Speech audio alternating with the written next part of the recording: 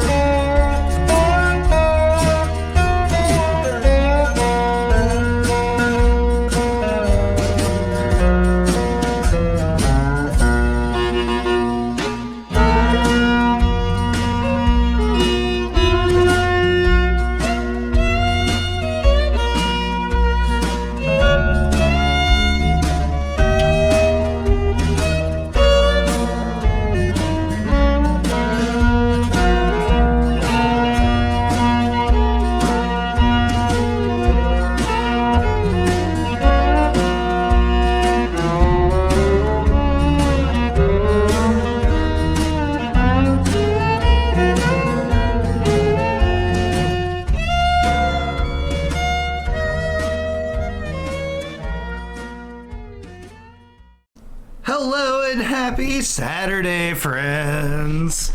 Here we are, the end of the road. But we can't let go. But it's fine. It's fine. Everything's fine. Everything's great here in Tipton, Tennessee. Definitely nothing wrong is going on at all. Not one bit. We have 2 bricks to redeem already. Brick. 2, and we did our rolling, so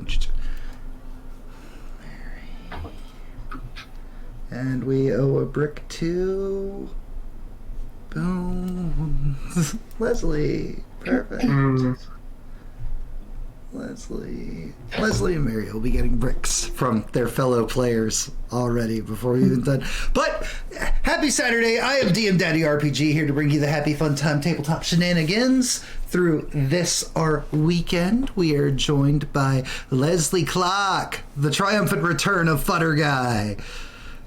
Evelyn Caldwell, portrayed this time by Cricket. Emma McCoy, portrayed by Ashley, the Mage, the Rage, the Witch, the Brick, the Named, Magic Ashley, the Brick. I think that's all of them. I forgot to count. Yeah, that's all of them. Hazel Booth, portrayed by JenOfThieves.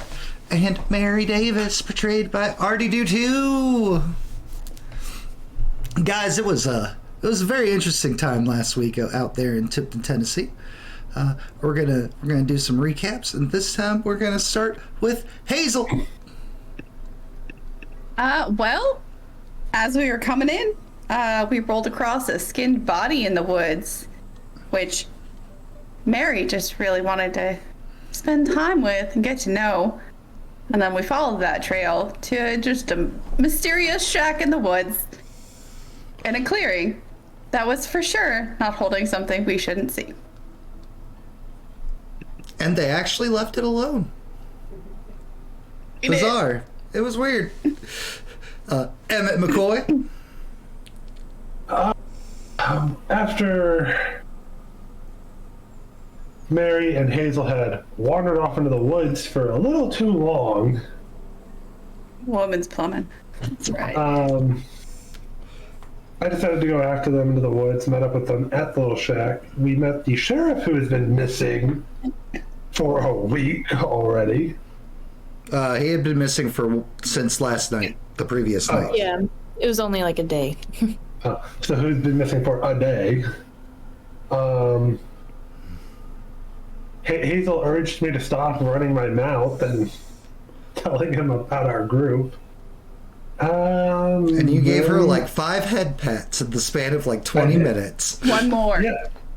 One more. And I get dare you. stabbed. Hazel and the voices in her head all came to an agreement at one point in time over the head pats. Miss Mary Davis. So yeah, there was a little shed out in the middle of nowhere with some strange sounds coming from it that did not react to voices coming from outside, which was interesting. But the sheriff found us and directed us like away from the shed, so we all met back up in the small town of Tipton, and the dilemma of where to stay for the night came up, and so we all branched out in our own ways, either to explore the town, make some more money for an inn, or maybe find a new place to stay. Yeah. Miss Evelyn Caldwell, Cricket, you were not here last week, but fortunately, that there are videos uploaded and stuff for people to watch. So tell us some stuff that happened last game if you did your homework. Apparently, only one of us has money, and I am not one of them. And so we were gonna try to get like a hotel room or something, but that was a whole $5 that we don't have. $5. This economy? And a ticket. It's too expensive. So we went back to the home of creepy nun people with the apple orchard. No, did we not do that? Nobody ever went to the home. Not a single soul went to the home. The apple butter is sus. Apple butter is delicious. The apple butter is sus. And I am currently holding a door shut, I think. You were trying to hold it open while while another entity that is familiar to, well, at least it was familiar to Cliff, is trying to close it. Okay. Where it's just you and the other 2 ladies, because Emmett bolted out the door. He's supposed to protect us, by the way. Money's more important right now. He can't protect you if you don't have a roof over your head. He's a provider. And Mr. Leslie Clark. I don't know. I just got here. Did you do any of your homework, player of Leslie Clark Futter Guy? I got a summary from a very handsome gentleman at some TGI Fridays. And then I tried to watch it while I was at work, and then they told me I couldn't watch it while I was at work. So no, we did not do our homework. Okay. That's I heard about kudzu and somebody ate something. And then some apple butter. Yeah. Apple butter is sus, y'all. But it's not sus. I've been in the woods playing with some kids. You were awaiting a wagon to come pick up the kids, and you had offered your services to the boys of Fort Wonder, the battalion of Fort Wonder, and they of course accepted. Now that you were officially one of them, all of you were officially one of them. Got a full military promotion and everything, I bet. And everything, it was great. But so, spoopy Appalachian music goes away. Back to our terrifying music. So, Leslie, nothing really untoward happens out in Fort Wonder as you are awaiting the wagon to come and heal. Yeah, of course, why not? Freaking, I'm just finally starting game and we'll do another redeem. That's perfect. Heal. I'll deal with that in a moment. All right. Boom. The wagon gets there, and it is pulled by a slightly elderly fellow. He has a very happy smile and demeanor, and is like, "Oh, hey there. We were sent out here by the home said that there were some boys that might need like 3 hots and a cot and, you know, actual like place to live. Not that your fort isn't wonderful, and there's one epic treehouse. Is correct there, sir. These fine young men have done their duty and they're ready for a good rest. Well, perfect. We got plenty of space, and we are happy to take them in. If you all would not mind joining us up here. 1d4 and a heal for Mary later. Got it. He has brought snacks. There are some delicious fresh baked cookies, though they're not exactly that fresh right now because the ride out from Tipton and so on and so forth. But delicious, yummy sugar, which is what every growing boy needs. And the wagon ride is fine. You guys are making your way. He drives straight through town, or rides straight through town rather, and there's a little bit of a hustle and bustle of Tipton, Tennessee. There's the people coming and going, they're doing work, or they're going places. A lot of the menfolk are missing. Leslie, for you, this seems like potentially heaven because I was thinking the same thing. there's not a man in sight, but there's all these women folk. Time has come. And time has indeed come, but unless you're going to hop off the wagon and abandon the troops. See these boys to the home. I'm just gonna leave them for the ladies. The wagon slowly goes through town, heading north. Continues on its way north through town, and there is a gray stoned building that just kind of looms. There's church bells, and there's a small attached church. There's an apple orchard off to the side where you can see a couple of other children pitching in and doing their best, like either clearing weeds, picking apples, so on and so forth. The other children of the home, the boys' new friends. Looks like you guys are gonna have a pretty sweet deal here. So many new recruits, says the other clerk.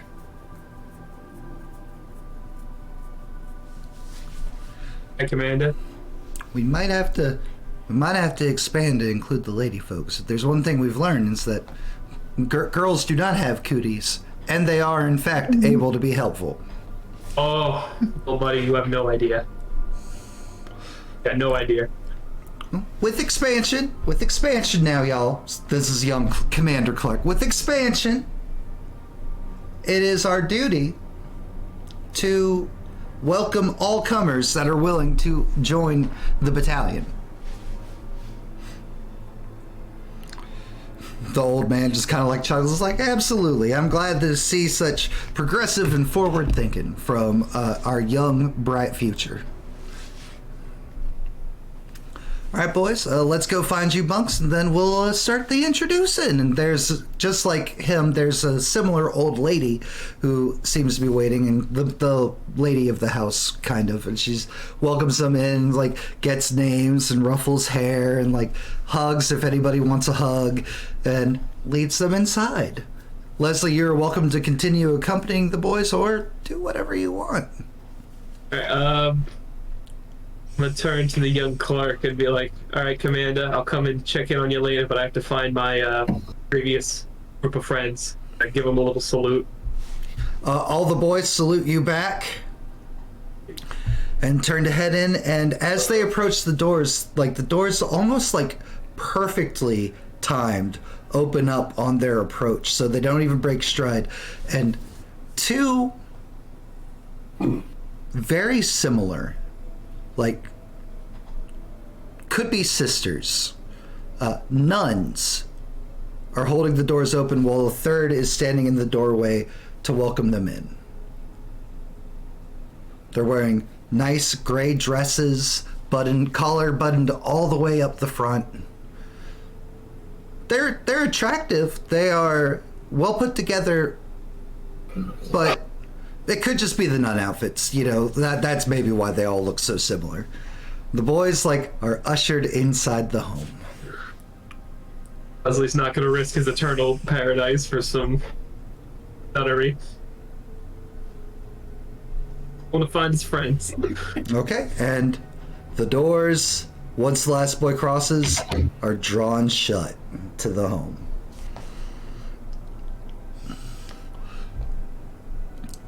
All right, if I was a big old mountain man and 3 mountain ladies, where would I be hiding?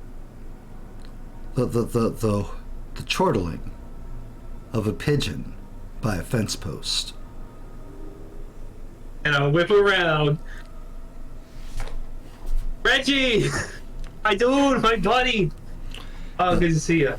Reggie flies over to your shoulder and, like, small little nuzzle into your fingertip. That's me cooing back at him. Okay, cool. Those are the sounds he makes, too. Yeah, we're friends. Right, it's just more that I'm not able to do bird calls, so. I believe it. You're doing great. Love you. Reggie, after the reintroduction and everything, and before you can even finish the question, Reggie flies off, heading to the east.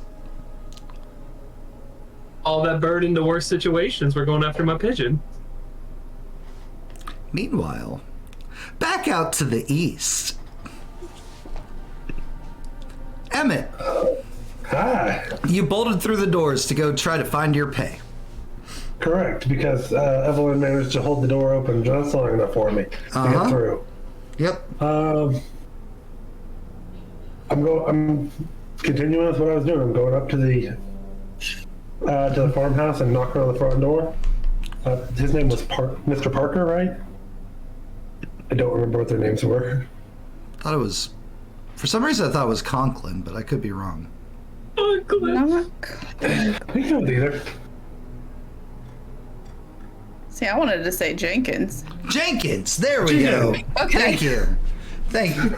See, I love my players. They're so rememberful. I didn't write down their names last week. I'm sorry. It's okay. Just one second. I'll be there in a moment. Yes, sir, Mr. Jenkins. The familiar voice of Jenkins Sr. calls out from inside the house somewhere. You can hear the sound of the cane tip-tapping on wooden boards inside the house. Approaching the door. Knob turns, door opens, and there's the old man. It's like, oh, hey there, Mr. McCoy. What can I do for you? Afternoon, Mr. Jenkins. I got the wagon loaded up with all the barrels in the order that you wanted them. So fast. Well, I managed to maneuver a couple of boards to help roll them up, make it a little easier. Oh, you rolled them. Some of them were a bit heavier. I mean, big, strong man like you. Even a big, strong man like myself has some limits as to what I can lift. Can't lift an elephant, unfortunately. You didn't go digging through any of them barrels, did you? No, sir. No? You didn't take anything out of them? No, sir. Roll me an intellect task.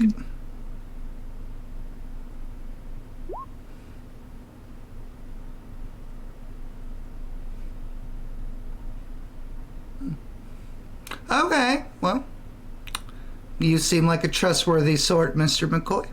I'm sure you would never do such a thing. He reaches into his little vest and pulls out an envelope. Here you are. Thank you so much for your work, sir. Not a problem. I don't know how long we're going to be in Tipton, but if you have any other work that needs to be done, I'll be more than happy to come by tomorrow. Oh, are you not going to? Are you refusing my kind offer of the barn? Yes, sir. My group and I have. They've managed to find accommodations over at the inn. Oh, well, good for them. Good for y'all. All right, well, if we find more work, I'll send for you. Absolutely, Mr. Jenkins. And I'll tuck the envelope into my shirt pocket and go back over to the barn. A bit of a haste. Nope, that'll be a bit before you're able to get back over to the barn. Meanwhile, in the barn. Evelyn, you come to. You are holding the door with a beautiful young woman pushing the door. And as you come to, your grip just slips the slightest bit. More just because, as the strength in Hazel, you'll see this. You saw not Evelyn, Evelyn, if you will, lock eyes with this beautiful young woman, and the red aura just immediately sucks back into the antler jewelry, and the blue aura of Evelyn pops back out. Uh-oh. And with a slam, the young woman closes the barn doors. A big, big smile pulled over her face. And she just continues to stare at Evelyn. Oh, hey there.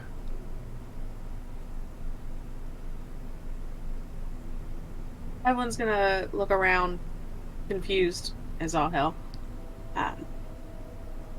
for backing up.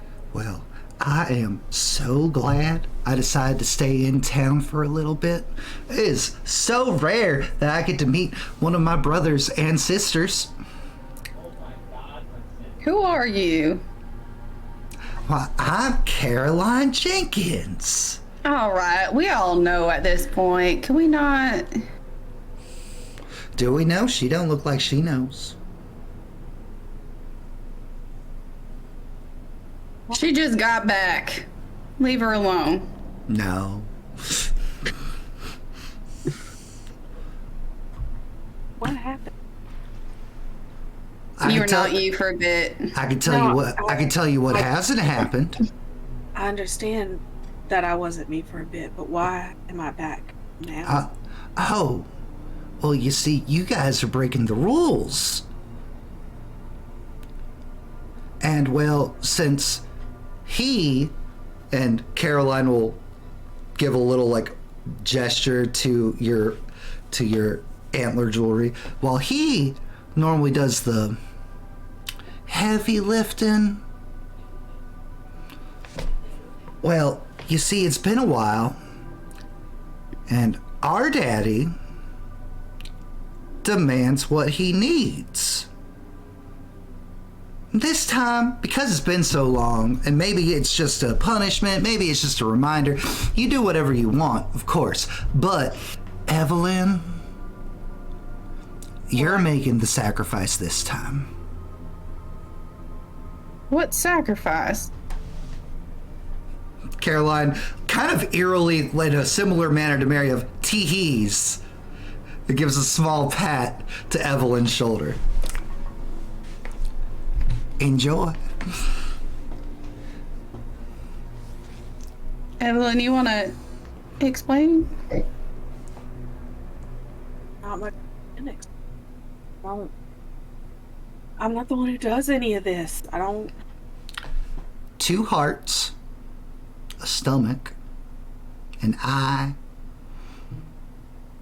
and maybe like 1 full body's worth of blood should appease him. Who is he? Huh? Why, our lovely benefactor. Who is? Old Bloody.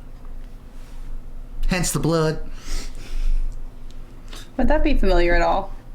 What skills do you have? Skills? Uh-huh. Do you have anything pertaining to knowledges of haints, spooks, ghosts, monsters? No, just magic. Just magic?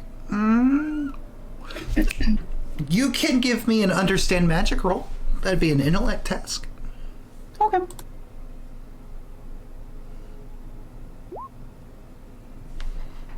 We are doing great rolls here for the finale so far. I'm loving this. Is going to be good. I feel like we're cursed, guys. 5 is a lucky number. Really doesn't like this game. Oh, also, Evelyn, pick somebody else to get an XP. Because you being forced back was definitely an intrusion. We're gonna go with Hazel because it's the Hazel show. It's definitely not the Hazel show. Yeah, it's the Hazel show. Definitely the Hazel show. Those sound like sacrifice components for some kind of ritual, but you have no idea what the ritual for something called Old Bloody might be. Yeah, Evelyn, this is a point in time where you actually explain some stuff, or are we still keeping it to ourselves? Keeping anything up to ourselves on part of All right, well, y'all, it has been a treat and a pleasure. My job here is done with passing along the message. Huh? What's going on in town? I don't know. My business is out of town. Anyways, I need to go change clothes, change suits, etc. And it was a pleasure meeting y'all. I will hopefully run into you again in the near future. Not you, Evelyn, because if I run into you again before you, if you don't do the thing, well, I have orders. So you should really get on that. And the thin red line along underneath Caroline's jaw, she reaches up and grabs and just starts peeling the skin off of her face. Oh. Was the Woods body yours? Which one? The one You without notice skin? as the face peels off, like the voice is changing.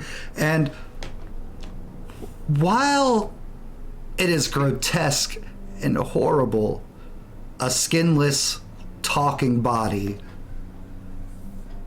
talking at you.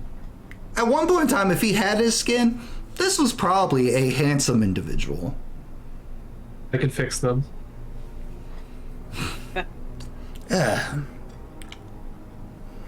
I only had about 1 day left this one anyway, so I just continues like pulling off the skin suit and slipping out of it until Caroline's skin just lays on the floor in the barn. Well then. Ladies. What Nod. all could I share with them about? You can share whatever you want. Pretty much anything from our your backstory chat.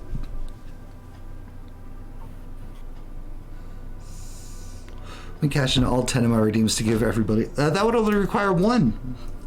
That'd only require 8. So everybody gain an XP and thank Pierce. Oh wait, no, that Thank is you, 10. There Pierce. is 5 of you. 1, 2, 3, Thanks, Pierce. 4, 5. It's because I was real good at Target the other day.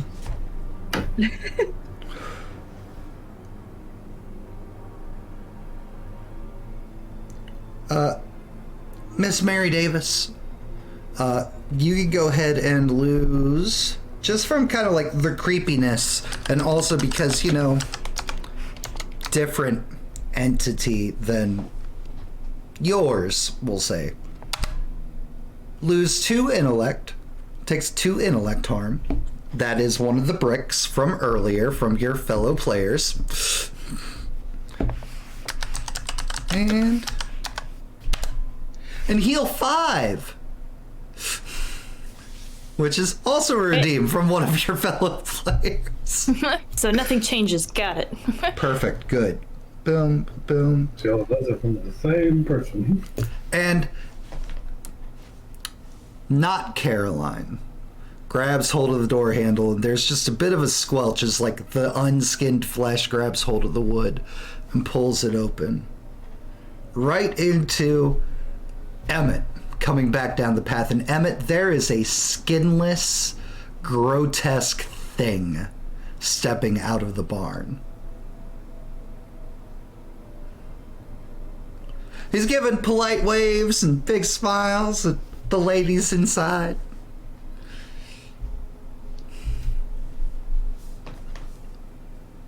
Turns back and is like, "Oh, hey! Have a good day, Mr. McCoy. Really fine work you done did in there." Thank you. Uh-huh, you're quite welcome, sir. Just watching it leave, like, Uh-huh. He's going for the woods. before just He pulls out a skinning knife and is kind of whistling to himself, admiring it as he walks into the thickets and brush. Evelyn. Just gonna walk into the barn. As you step in, Emmett, there's just a pile of skin just laying there on the floor, which you kind of recognize, at least has the same pallor and tone as what was once Caroline Jenkins.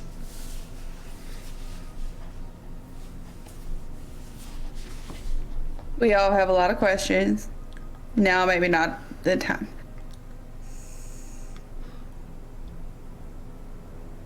That's fair. That's fair. I'm gonna go with that. You know what? Let's add to it. And Leslie, you follow Reggie up to a barn off to the east, and you swear you caught a glimpse of Emmett heading into the barn house. Gonna jog up a little bit faster, see if I can run into my buddy Emmett. And as Emmett's kind of just like the sound of footsteps behind you, running up. Not squelchy footsteps. Not squelchy footsteps. Spins around. Hey, Turns McCoy! Hey. Hey, how you guys doing?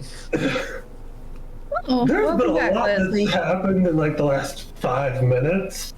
Oh, more than you know. Apparently. What are you guys talking about? And then I look at the ground. Evelyn's got to collect her some body parts, or else. And Leslie, take 2 intellect harm. Just from the horror of somebody's skin, just in a heap and pile. And that's all the current bricks redeemed. All right. So I'm gone for like a day, maybe. not even. It's like half a day. That's proving my point even more, McCoy. And I should never have had to ask this to another person. Whose skin is this? What did you guys? As It far wasn't as I can us. tell, we didn't This do it. time. But I believe that's the skin of one Miss Caroline Jenkins, daughter of the man who owns this farm. Yeah, I think she died a while ago. And you found this. Oh no, somebody took it off. Let closed. But like, Leslie, have you ever seen a body without skin? It's weird. How it's just like Leslie's eyes go muscle wide and for a breath? second. He's like, yes. That I saw that walk out of this barn and into the woods carrying a skinning knife. Just I'm assuming. Hazel's gonna turn and see what Mary's doing. Oh, perfect. I was hoping you'd do this. You look at Mary, Hazel. Mm-hmm. Something's off. You can't More quite... off than usual. More off than usual. Normally, Mary, is off behaviorally. Occasionally, she'll say some weird stuff, but she's never looked off. Not to you. But Well, since the last time you actually looked at her, there's noticeable changes, at least to your eyes, Hazel, as her skin looks a little bit grayer. Her hair's starting at the roots has little streaks of silver. Even the color of her clothes are changing. can I use? No, I gotta speak out loud anyway. Never mind. I'm just gonna stare at her. This whole interaction in this barn around this pile of skin has hurt my actual brain. I'm gonna take 2 points of intellect damage. Sure. You Just can willingly willingly for that. take damage if you'd like. I'm not going to stop you. Just like Because this is hurting my head. Miss Welcome. Mary Davis, Welcome to Horror Finale. Yes. you have something you want to share with us? Not particularly, no. Because something's weird with you. weirder than usual. Well, that's nothing new. I ain't heard you giggle in 10 minutes. And Hazel, Well, there you go. if you take your eyes off Mary and look around, the shattered bowl of apple butter is rotten and gray. Kind of the same shade of gray that Mary's turning. Not that we really much need confirmation, but maybe don't eat the apple butter. The apple butter was already kind of. Gonna eat the biscuit. Just plain biscuit I took. Oh yeah, Leslie, there's a platter of biscuits and bacon and a shattered bowl of apple butter off to the side. Awesome. I'm not hungry.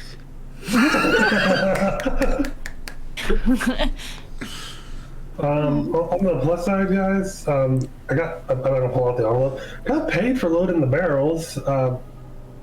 Should we go anywhere else? How much you get besides paid? here? All of Well, open you, it. roll me a d20. Ah, shit. Oh fuck. Fuck.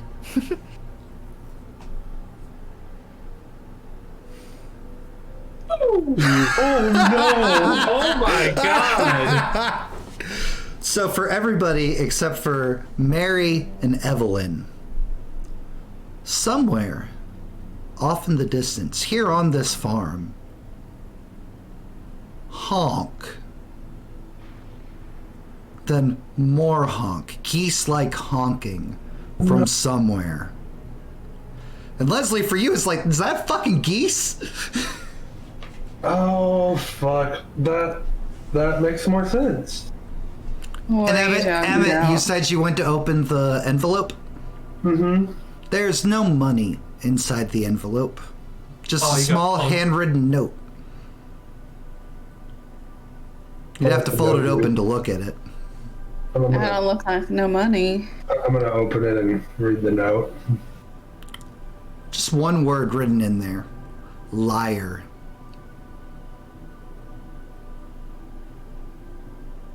I did tell one lie. I lied about taking anything. I did not lie about rummaging through the barrel, though. But you lied, didn't you? Yeah, I don't think. And failed his lie roll. I don't think woodland horrors are gonna be good arguers for semantics there, McCoy. No, I rolled that 5. I was like, oh fuck, I failed that one. Oh, What you if this absolutely. like that? There you go. We don't need to. You don't keep that redeem, Mike. This is not a consequential roll. I'm sure the party will inform them of the geese that might be on their way. We Yeah. should leave for a whole lot of reasons. Yeah. You remember how I told you about the golden eggs, Hazel? Golden eggs, like the freaking fairy tales. The Hazel's sounds just gonna the leave. sounds of geese grow closer. Gonna gonna exit grab- the You know what? barn, Tell me later. Yeah, Is leaving the barn hopping too, over the because skin. the grabbing my stuff and running because it was by the door.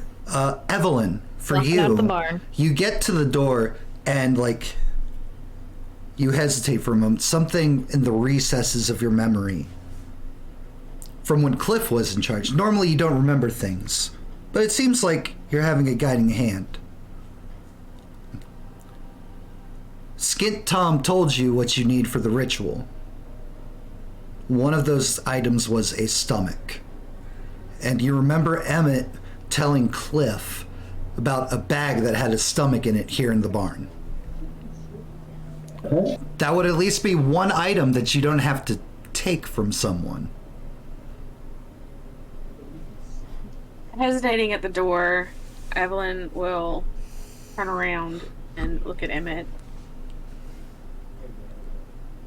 It's like 5 feet from the door, where that board was. Did That you has the have a conversation with not me about bag? I'm concerned we're not leaving. And What? wise observation there. Give me 1 second. Who is my monitor just shut off? Emmett will gesture towards the planks. It's like, yeah, I've filled in everybody about stuff I found here in the barn.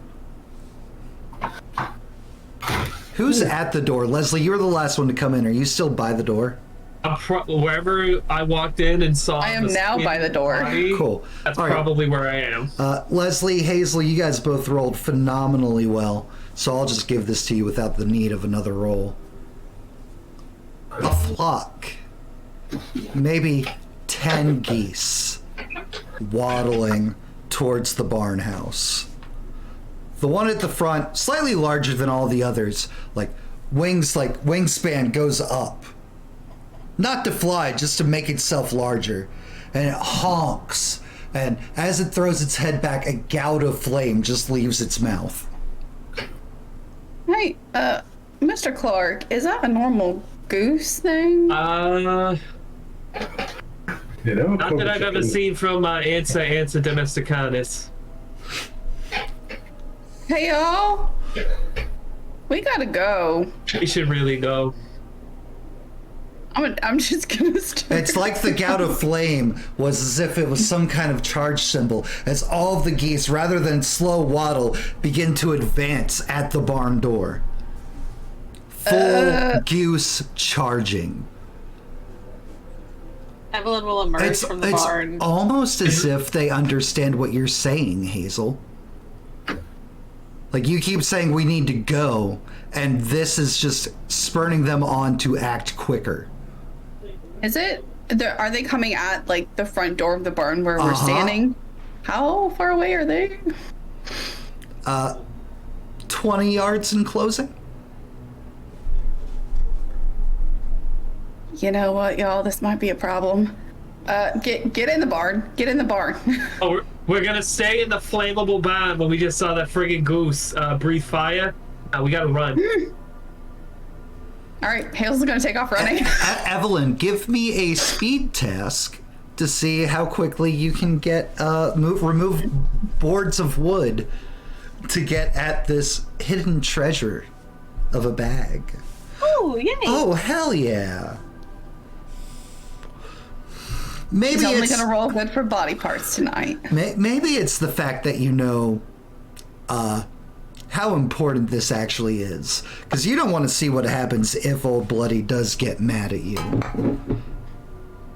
But you, with fury, pull off the planks of wood and find a slightly bloody sack hidden inside the wall.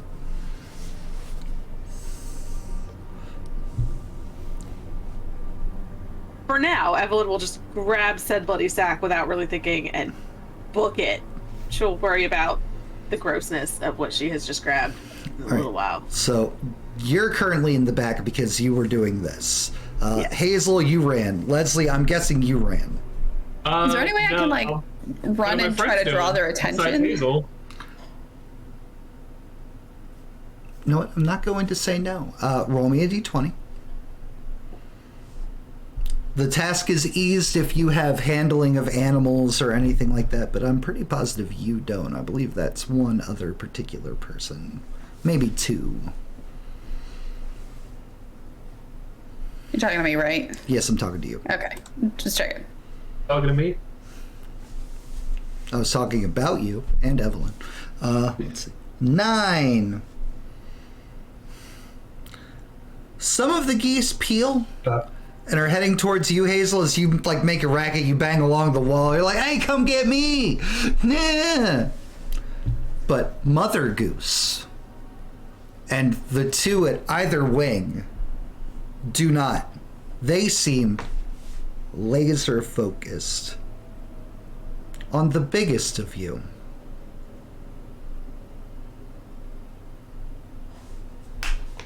Mary, what are you doing? Are you fleeing like everybody else who's freaking out about geese? I'm walking away, yeah. You were walking away, casual strolling? Yeah, I'm trying to see if anyone is, like, paying attention to me as well. No one's paying attention to you, but you feel like you're being watched. But everybody around you, geese included, completely ignoring you for the time being. All right. But somewhere off to the northwest, you feel eyes on you. Okay. I'm going to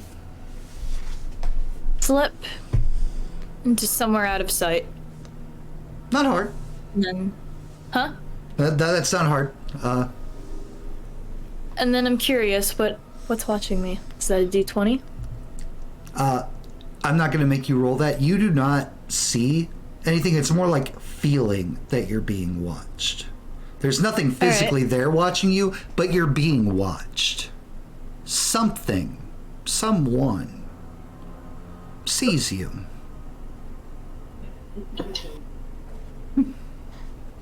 Okay. We're gonna start making our way toward the home. Which is conveniently to the northwest. How weird. How about that? Oh my goodness. Weird. Bizarre. How strange how things come together like that. Finales, they're crazy like that. Emmett. The biggest goose you've ever seen in your life. One that you've at least heard Hazel say is spitting fire. Is charging at you.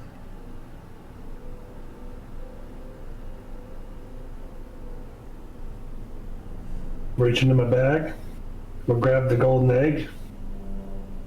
I'm gonna chuck it at the bird.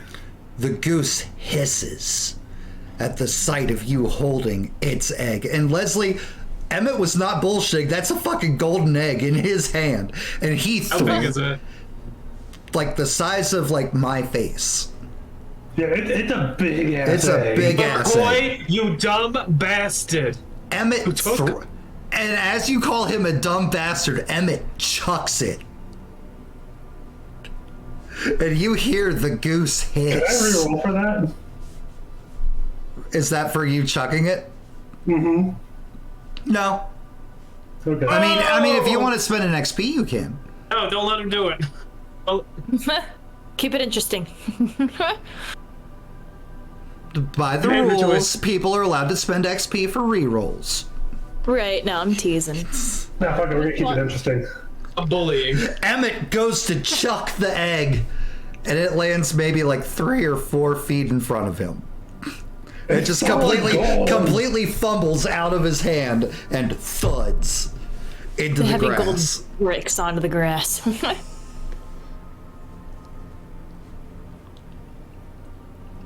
Emmett, Pulls back. Emmett, Hazel Booth was not exaggerating. After the hiss, and after you throw, and after it lands with the thud, just pillar of fire comes from the goose's mouth. Enraged that you would dare chuck its egg in such a fashion. They continue charging at you.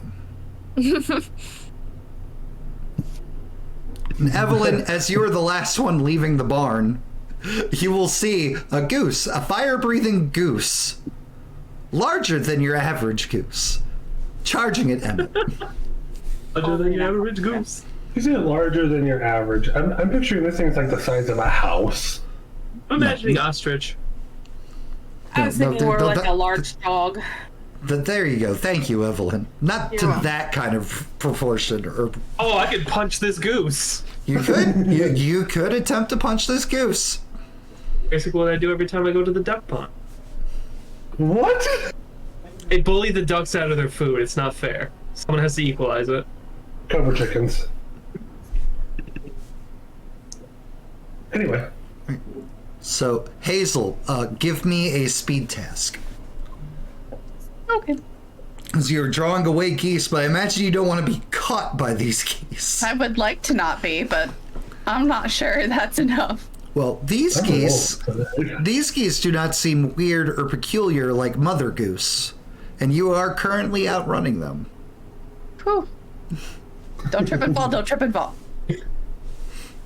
Let's go faster. No current bricks in chat, so I think you're okay right now. Why would you say that?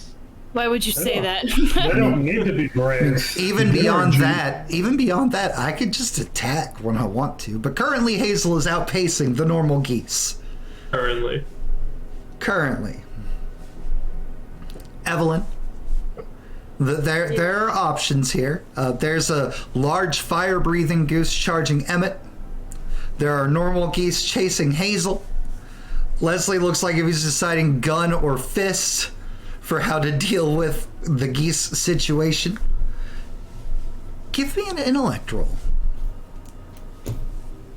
Why? So I can get a 1 again? The system hates me.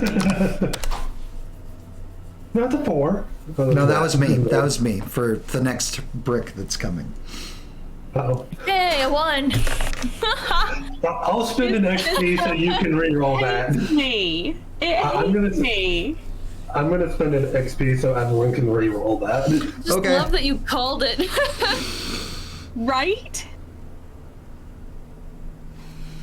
Was Roll it a it. third one of the night? Day? There we go, Evelyn. Morning? You What time is either it? have rolled 1 or you've rolled Or really 17. good. No, I've rolled either a 1 or a 17. There's the only 2 rolls I've made this evening. Hey, After the last- that means it's going to be a 50-50. That's not a bad thing. This is rigged.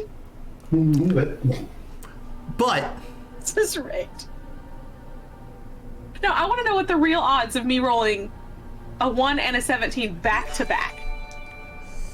But Evelyn, the tray of biscuits standing there by the door, the geese like bread, right? Right, yeah. Yeah. You might not be able to do anything about Mother Goose, but you might be able to at least appease the normal, seemingly normal geese. I will yeet a plate of biscuit.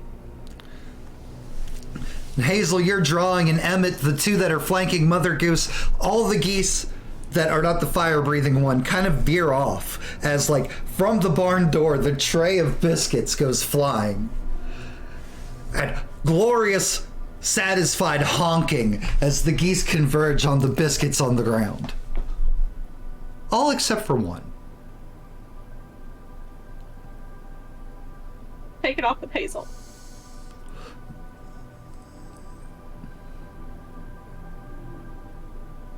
I'm going to ready my axe. You ready? You're going to fight the goose? I'm going to fight the goose. Death to the karma chicken! McCoy! Get down on its level. Appease it.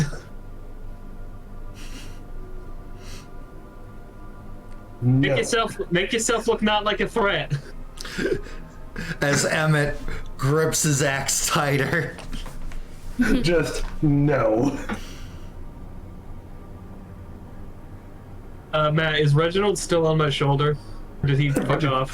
Reginald, with the charging fire-breathing goose, has gotten out of dodge. He's still close by, Fuck that bird's smart. but he is not down there for that fight. Reggie, talk to her. I don't Bird. think goose and geese and Bird noise. Nope, not the honks, Reginald. The pigeon chortle. Sure, that. Yeah. When at least 2 members of the party speak bird. Speak a lot of animals.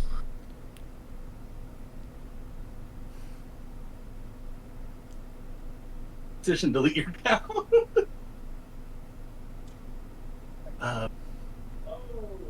Mama Goose puts itself between its egg and Emmett and just stands there, not coming into axe range, but starts like flapping her wings menacingly. Back up, McCoy. It's just standing there. Sorry. I'll take a step back.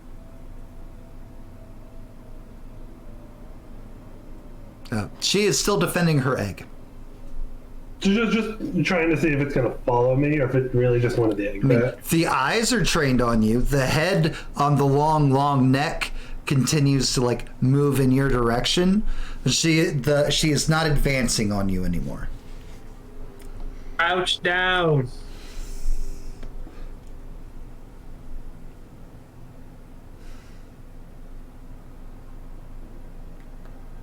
I'll hold the axe sideways and just crouch. Just listening to Leslie at this point. Just Listening to the person who studies Charging. animals. Good call. Good call. All right. it's no bigger than like a tree branch. I mean, You continue in this standoff-like fashion. Mother Goose not moving, continuing to defend, but does not seem to be giving any kind of chase or assault at you. Emmett, are you going to attack the goose that is no longer assaulting you now that she has what she wants? no. If it had kept charging me, yes, but it's not charging me anymore. So axe is just sliding onto back. And just, Perfect. So And, we have a three-way split right now. We will go to Hazelin, because Evelyn ran off in the same direction as Hazel.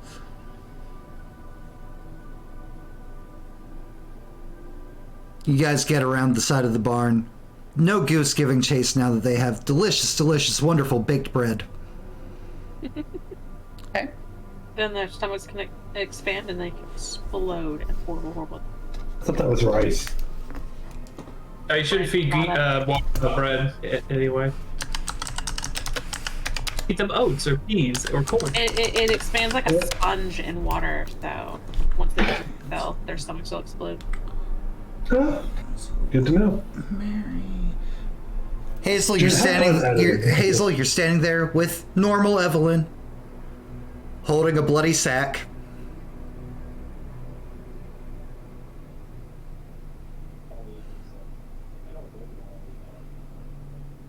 You hear Leslie and Emmett around the side of the barn back by the entrance. You've lost Mary. You see which direction Mary went in? To be completely honest, I didn't. I threw the biscuits and ran. And I'm gonna drop the stomach bag, because that's disgusting. They gotta be human body parts. I don't rightly know. I think so. I don't blink at butchering an animal food, but I can't do a human.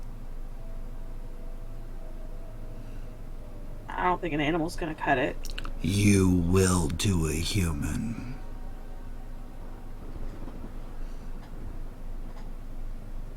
An animal's not gonna cut it. Any way to get y'all out of this arrangement? Yeah. Is that what you want? Why I ended up in this arrangement in the first place. Not wanting death? Or wanting death?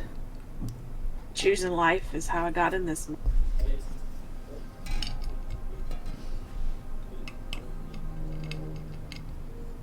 Now you just gotta go around trading lives for yours?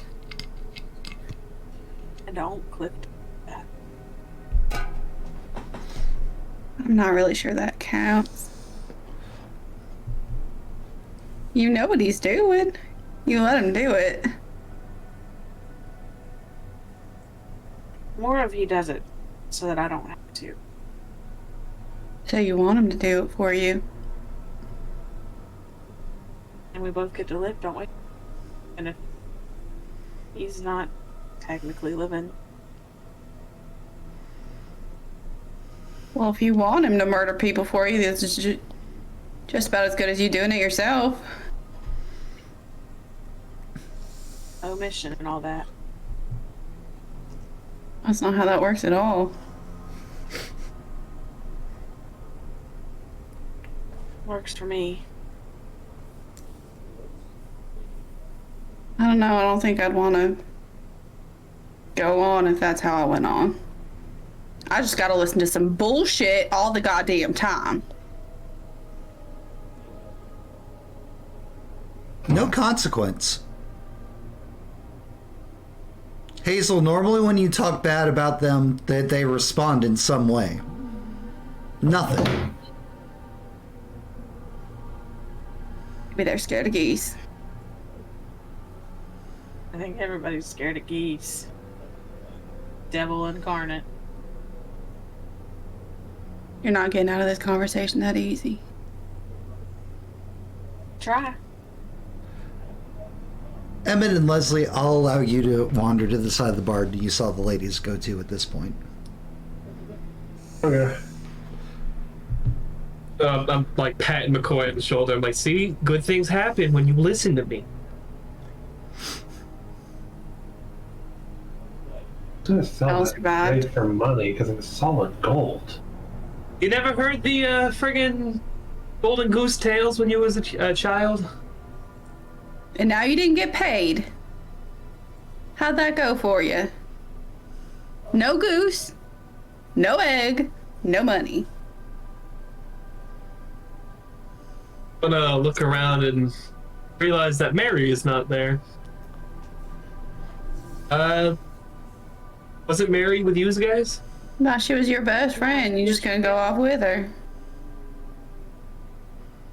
Almost got some animosities right now, but that does still leave the question of where did Mary go during the goose attack? I don't know. She snuck off, maybe to look for that thing in the clearing. A thing She really wanted to open it up. We've been back together for like 25 minutes, and we've been attacked by goose, and I saw a pile of skin. Give me the back of the book summary, please. We got into town. We found a skinless body. She got real weird about it. And how? Excited?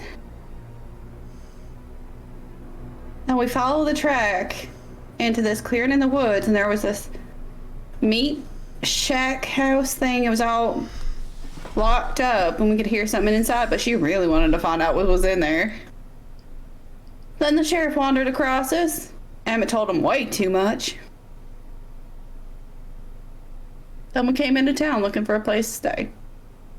And that led to... I talked to some kudzu. Emmett here got work. Evelyn wandered out to get work, I think. And Miss Mary Davis, who the hell knows where she went. Do whatever the hell it is she does. I just want you to know, I'm intrigued about the talking to plants thing, but we're going to deal with that later. But where does that leave us right now? We got a disappeared Mary. We're not killed by gooses. You have some sort of entrails. I think it's the stomach. It's a stomach that's in that bag. Thank you for the clarification. As far as I can Right. tell, we gotta find Miss Mary Davis. Agreed. That apple butter messed her up. Apple butter? What the hell's apple butter? You cook apples down, you make it like a paste of it. Sometimes you add like Like an apple butter sauce? and I know. yeah, it's like real thick. Stored Not that- forever. Not that specific one, but later maybe we'll get some of that. That sounds pretty good. All right. Hey Reggie. Pigeon noises. Did you happen to see which way Mary Davis's might have gone? Artie, evens or odds? Fuck odds. Yes. Damn it! Small Reggie head Always shake. odd. Okay, buddy. Yeah, real quick though. Problem number 2. Okay. We gonna help Evelyn kill people? I'd prefer not to. Nobody needs to do that. Nobody needs to be involved in that. Are you actually gonna kill someone? I mean, there's always that skinless body in the woods. I guess at that point that's just kind of recycling, so have at it. We can go check. Maybe she went that way. I mean, all combined, we could probably get you enough blood. Maybe. We're gonna need to lay down for a long time, but I need to keep my blood for reasons. the other stuff. Can't really live without that stuff.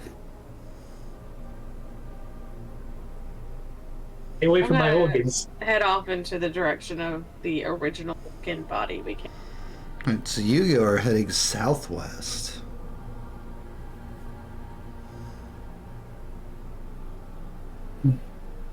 The apple butter and everything's been coming from the home, right? Right, Hazel? I mean, there are some fruit trees that way. I don't really know where it comes from.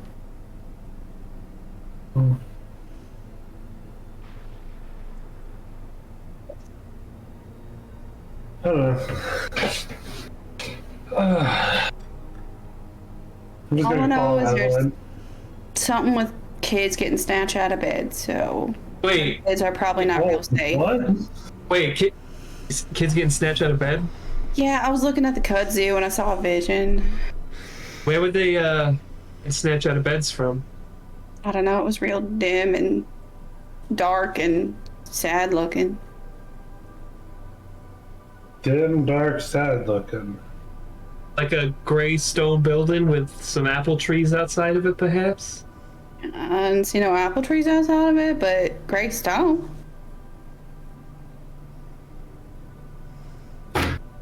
I might have done an oopsie. What do you mean an oopsie? I think we all did an oopsie, considering that, I'd left the kids at some sort of home that sounds a lot like what you're describing. So, normally I'd be like, dreams, but here in Appalachia, just everything has been great. So, guess we gotta go check on them kids. So options. Somebody better go with Evelyn, and somebody go find Mary.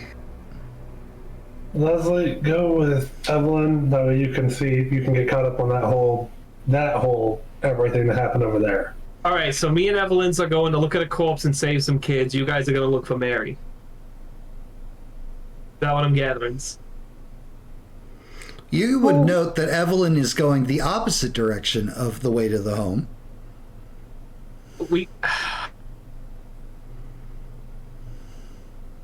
Let Evelyn go do her thing. Hazel, I need you, I think. I never heard that one before. It was the first time for everything. You gotta help me save these kids.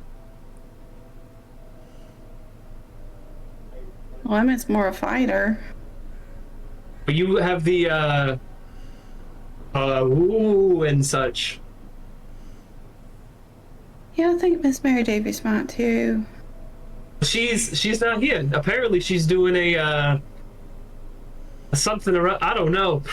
Evelyn is just walking further and further away. That's what I gathered. Huh? Yeah, Evelyn didn't stop. No. No.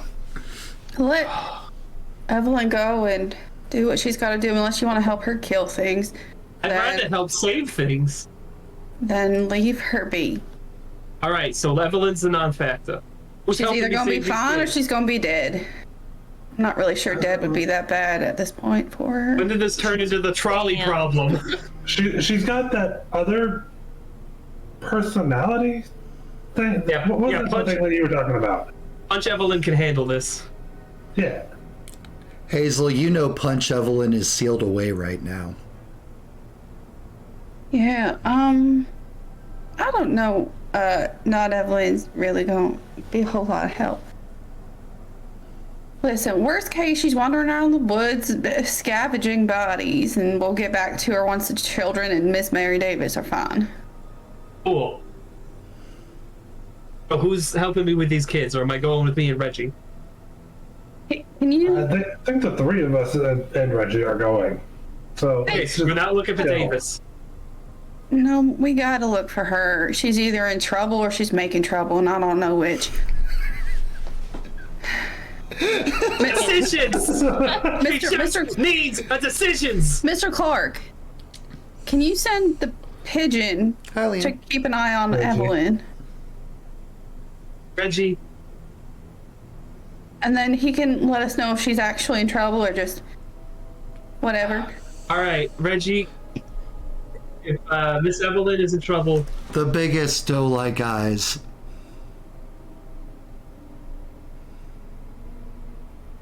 come find Daddy. reluctantly flies off after Evelyn. Reggie wants no part of whatever it is Evelyn's about to be a part of, and he knows it in his tiny little bird bones. Can I use inside voice? You sure can. How long are we considering short range? Short range and long range. Short range is generally less than 50 feet. If I have to talk out loud, they'll hear me anyway. All right. Never mind. It's not gonna help.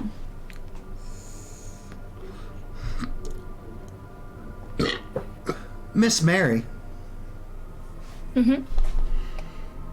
You follow the foreboding feeling of being watched all the way up to a lovely gray stone building. There's a bit of a aura about it, like a menacing air just kind of like hangs around. Let me turn that down. And as you get closer, the big wooden doors kind of gently like peel open. And two of the nuns step out. What's this? Please. They look at you for a moment, it's like, hello again. Hello. It's lovely to see you again. What brings you here, says the other lady. I have little information. Do you have anything that he wants? Not on my person, but it is here in Tipton. Well then, you can give us the information, we'll pass it along. And if you happen to bring something useful to him, maybe we'll let you see him. I've brought 4 potential sacrifices. Potentially, maybe even 1 or 2 that... Okay, it's quite foolish, I will admit. They fight the gift rather than embrace it.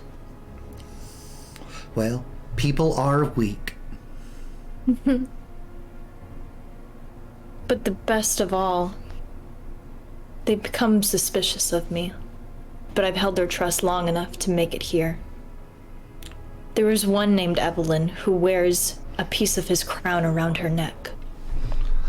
It's here in Tipton. It seems it's bound to her in some way. But we can fix that. Indeed, you can. We can I fix said it. you. Humans. Bring them. Doors close.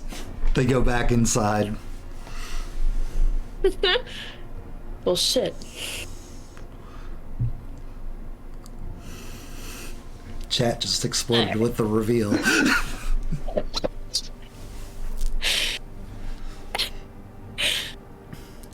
Alright, we're gonna go find Daddy. Now. Moving on. If you had tried to are you now real quick out of character, you do know what I mean Yep. when I referred to Daddy, right? No. Okay. Your would-be father. Ah. With the sisters here, you're able to put together what was communicated to you properly. You have all the pieces, you have the knowledge. Yeah. Let's go and try and find... And Mary, Miss Evelyn. you have been given a whole another experience from the chat. Well, thank you. Oh, amazing. I'm gonna just speak to myself out loud as I'm walking away. Monologuing. Out of character, literally the first scene in my head when that happened was like Frozen 2 where Olaf is like, excuse, I'm the bad guy. Like, seriously, only thing I saw. That's all I saw. All right, so Leslie, Emmett, and Hazel are trying to find Mary and also save children and go to the home. Evelyn, you are heading to go find where you last knew a corpse was, right? Okay. Yep. And Mary, what are you doing now that you know what you need in order to talk with Daddy? We're gonna find Evelyn, and we're gonna help her with her little problem. Beautiful. Love it. Then we will go with Hazel, Emmett, and Leslie first. You guys watch Hazel kind of like space out for a second, like, Miss Mary Davis, can you hear me? No, I guess not. Well, we only know where one problem is, so. Mary, you hear a why we whisper. had Mary, you hear a whisper on the wind, but you can't put the words together. But something's trying to talk to you. I'm going to slip behind something to hide in case somebody sees I'm being suspicious, and I'll see if I can't make out the words and focus. When I don't. All right. Sorry, I was just gonna say back to Hazel, Emmett, and Leslie real quick. Okay. When I don't hear anything back, because that's not how that works, I'm gonna just start heading for the home. Okay. Leslie and Emmett, you guys just following Hazel's lead? No, Leslie's out in front. He's got to go save those kids. That's directly on him. All right, You brought the kids there. Hazel and Leslie are in the front, and Emmett's just bringing up the rear. Then I'm guessing. Yep. Mary, give me a D20 roll. Yep.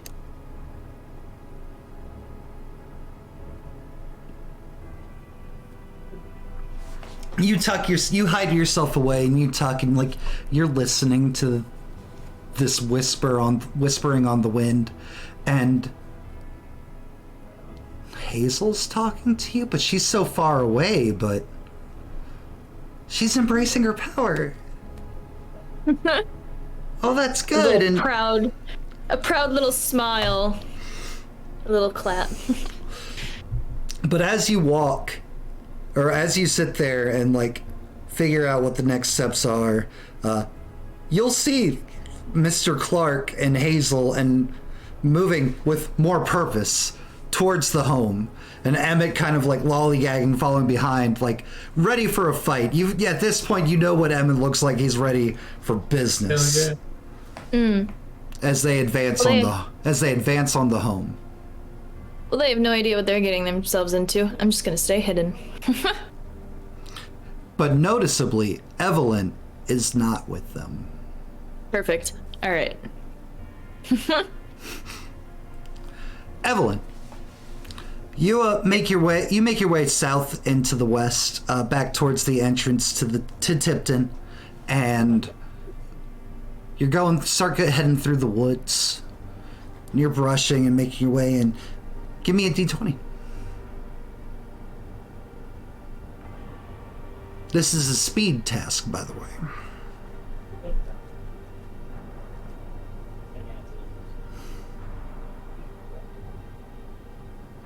It's not a 1. I'm deleting my account after this and making a whole new account because this account is it's cursed. I'm deleting this account after this game. You didn't even roll that badly, like this badly in I didn't. Rest. I rolled really well in that campaign. This one's cursed. You push aside a bush and all right, this is where the body should be, and push it aside, and 3 of the menfolk from town, standing there by the body, just like, what is going? And like, bush, heads turn, There's the stranger. There's already a little suspicion on like the new group, whether Evelyn does, of course, doesn't know this yet. It's like bloody sack, a skinned body. What do you think you're? Are you? Did you do this? Answer us plainly, ma'am. No, we found this as we were coming into town. I didn't know if anybody else had found it yet. Uh-huh.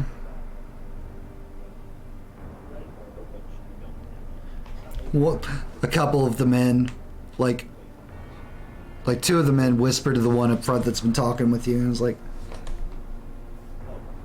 really, guys, really, she won't come out. You a witch? No, sir. We just came from the Jenkins barn, and I found a stomach in a bag. Obviously, I'm trying to see if it missing a stomach over here, so I can inform the sheriff. Oh, the sheriff is only missing his skin.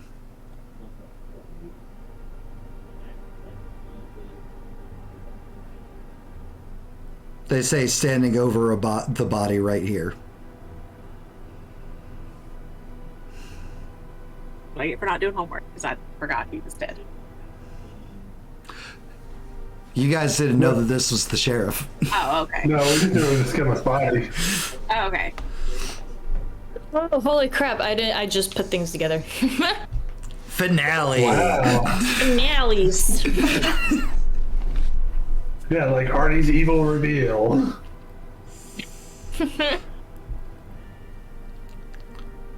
These menfolk are already on edge.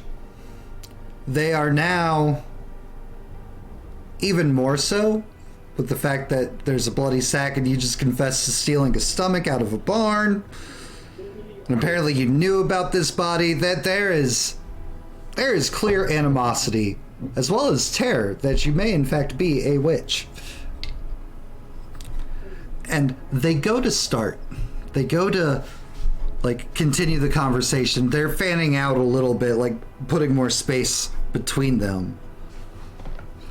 One of their heads turns and there's a small snap of a branch behind you. And tiny, tickled, joyful Miss Mary Davis is standing there. Oh, there you are. Why aren't you with the rest of the group? That's a real long story. Oh, that's all right. Evening. Talking to the gentleman. Ma'am, are you with them? With her? It? This is my friend. Is there problems? We believe that this woman here may in fact be some kind of witch and or monster. Gestures to skinless body. Mary, you already know of this skinless body. You've been here. Yeah. Oh no, I assure you that Evelyn here wouldn't harm a soul. We are new here to town. We just rolled in last night.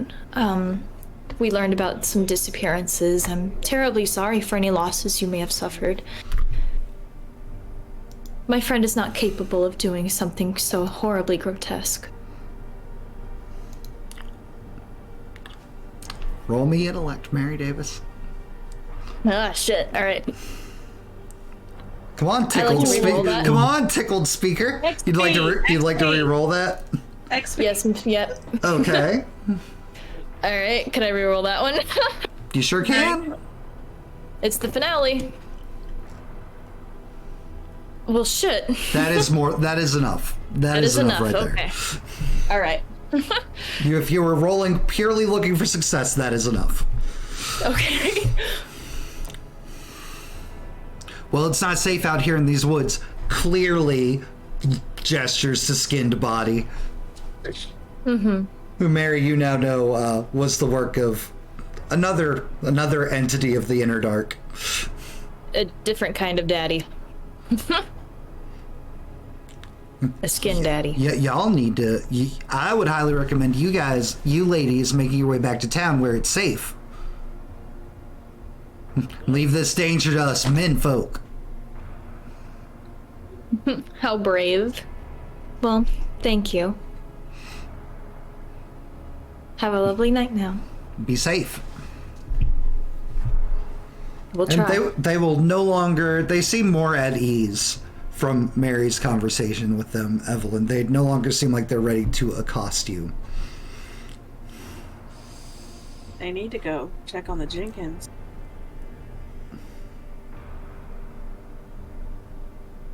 All right. Why, is there something wrong with them? Other than the fact that Caroline Jenkins just dropped her skin in the barn and walked away. Oh, yes, that did happen.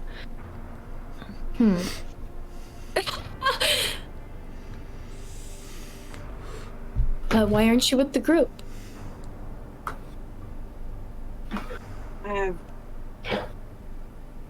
got to do something unsavory and just trying to do it slightly less unsavory. I can help if you'd like. I don't think you can help with this. I'm full of surprises, Miss Evelyn.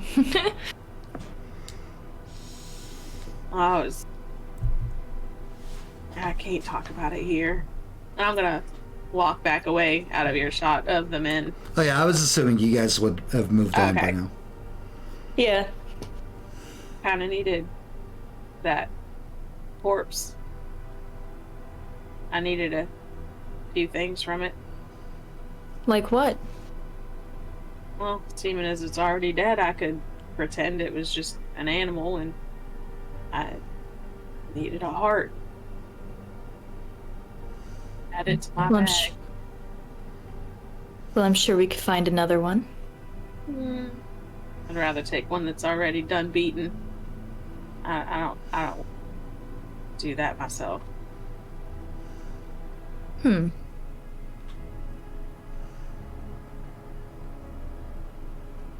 We'll figure something out. Who knows? Maybe when we come back, those men will be gone. And you can have all the hearts you want.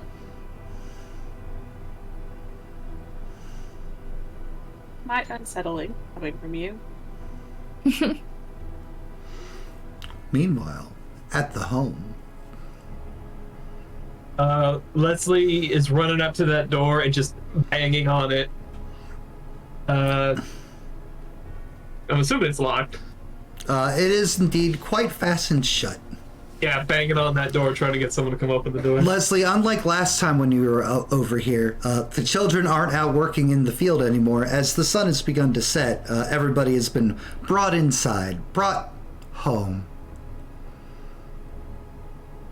I don't know they're going to answer. If they know we know. Hello? Can I help you? Hi there. I'm Leslie Clark. I was here earlier. I dropped off some chitlins.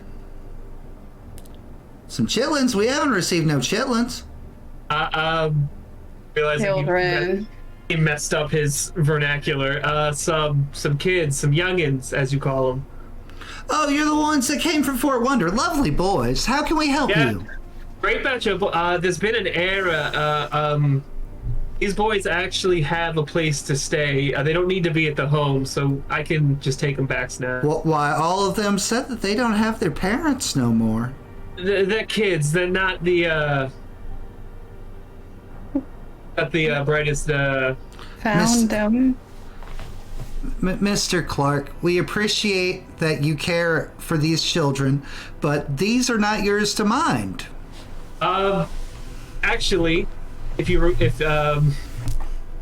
one of them is my youngest brother and the rest are cousins. You can check the name. One of them's another Clark, and they can. It's a real long lost situation, but I have a big bedroom house back up in Boston that they can all come and live with me at. So everything's okay. You don't have to take them. I got it. Do you have the paperwork to verify this claim?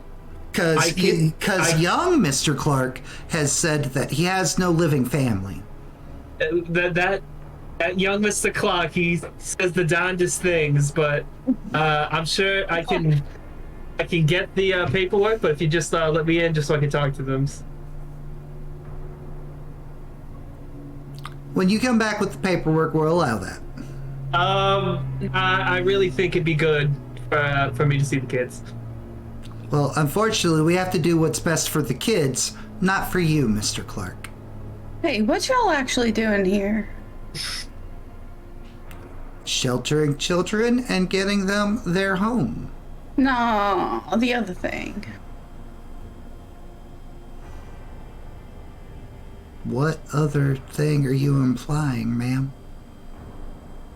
I don't know, the thing where you pull them out of their beds in the middle of the night for some kind of ritual. Why, I would never. Maybe not you personally. Can I tell if she's lying? I will give that to you. This old lady on the other side of the door, not lying. Maybe you should ask around. What about them hot nuns from earlier? Can we talk to them? You wish to speak You wish to speak with the ladies of the house? Of course. Yeah, them. Yeah. Why, sure. One moment. Sure would love some of that apple butter. Oh, I'll bring you some.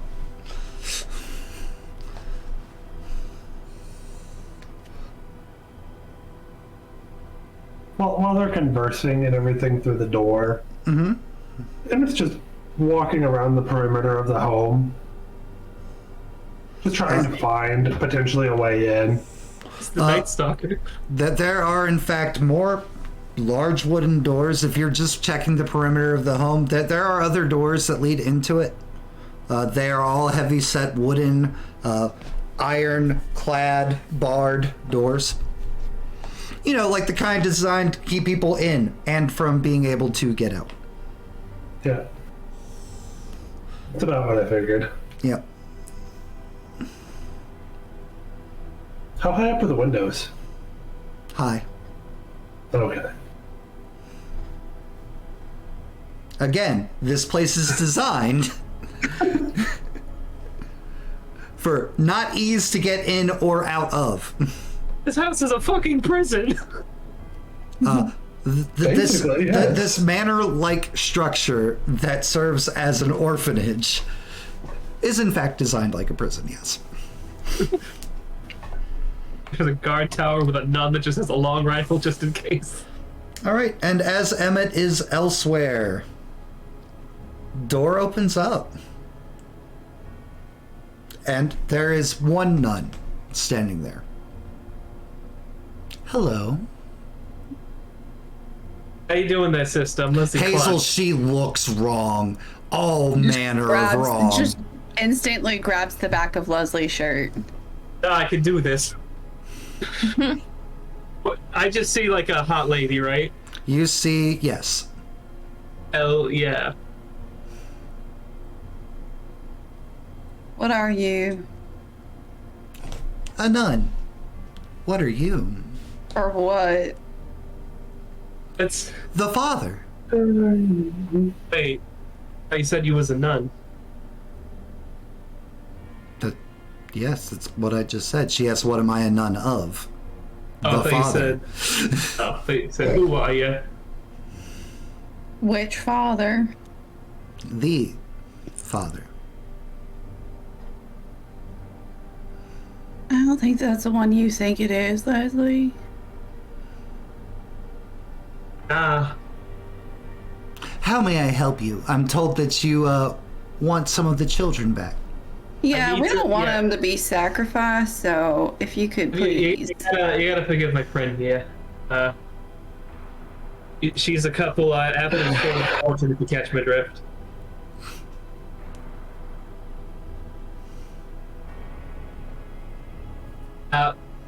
Wait, I need to see the boys from Fort Wonder. Well, currently they're enjoying dinner. You're welcome to, of course, come join us in the Lord's house.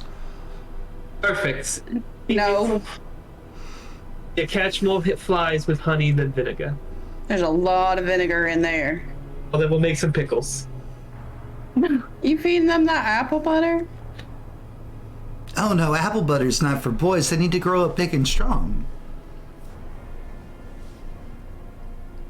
At least they're not gonna rot from the inside out. Just let me see the kids. She'll move out of the doorway to let you in. Gestures to Hazel coming behind me. I think we're going down there. We'll be fine. Steps inside. I said the same thing about the mines, and we got out okay. Both of you give me a d20 roll. Hooray! I love that that was said by the dude that was bleeding out on the cave floor. Right. I was really mad about the caves. Yeah, but now I'm using it to my advantage because I had to go somewhere I didn't want to go. Hazel, I love it. Hazel, you'll notice this. When Leslie's talking about the mines, like, she doesn't say anything, but there's like a small perplex, like,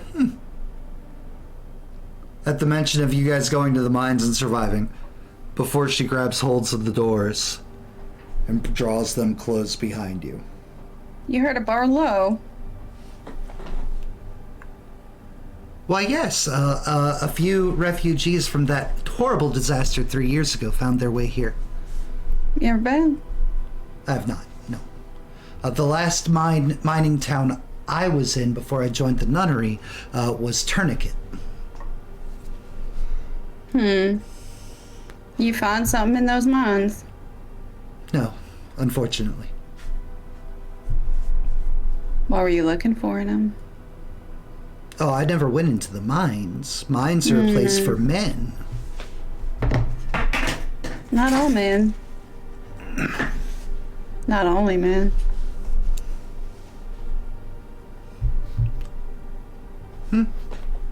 Leads you through the halls. Hazel, everything is like you saw in your vision. It is lantern and torch lit. It's dark. Very little lighting. This is definitely the place. The nun leads you deeper into the home. And eventually there is small, well, not small, but large chamber, long table runs the length, which is the two old people, Leslie, the older gentleman and the older lady who you've met earlier, an assortment of nuns, but the two others that look just like the one that's standing there with you, which now that you can see compared against other nuns, Leslie, yeah, that's frickin' weird. Or awesome. Sure, however you want to take it, man. I'm not going to tell you how to interpret things. I'm a half glass full kind of guy, but Leslie understands that something is wrong. And so many children. One of which you see like kind of get up with a tray, a young girl. And Hazel, you can see with the way you see things, she has some manner of gift. She picks up a tray and looks to the one of the look-alike nuns. And she's like, and you want me to take this to Father Gregory? And the nun's is like, yes, child, he would very much appreciate his meal. And the young girl starts walking off. No, wait. Kid. Emmett, you come back to the front door. Leslie and Hazel are gone. Huh. You're alone out here outside of this giant gray stone building.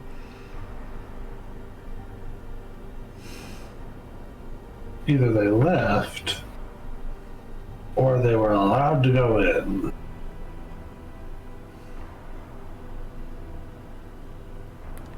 And familiar voices coming up the path from behind you, Emmett. As Miss Evelyn Caldwell and Miss Mary Davis make their way to the home. Oh, hey. You found Miss Mary Davis over there. She found me. Oh. I got concerned that I didn't see her when you guys were walking by. I was Walking worried that by? she'd gotten into trouble. I saw you were making your way towards the home and I figured that I'd rejoin the group back together.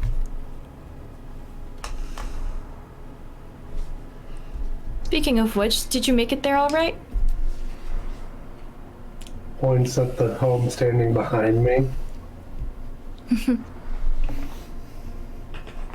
Tee. Teehee. Did you see us walk by and didn't say anything?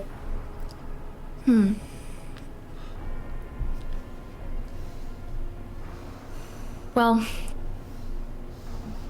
let's maybe see how those children are doing while we're here, right?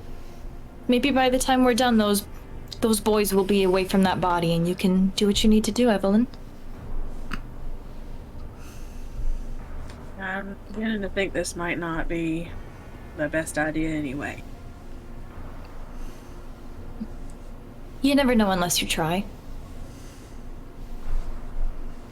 Except that I did try and ran into people. So Well, you only tried once. You gotta keep coming back and trying again. Just because you had one failure doesn't mean there's no success in it. We gotta work towards the things that we want. Matt, it's an intellect more roll for work than noticing the end. things, right? Yeah. What are you trying to notice? If there's anything off, like any extra markings or anything different about Miss Mary Davis after she disappeared and rejoined us. Because I'm of how- gray.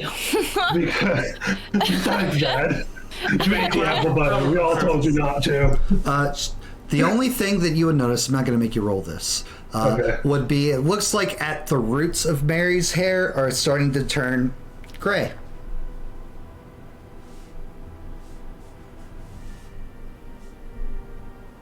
Miss Davis, you didn't answer my question.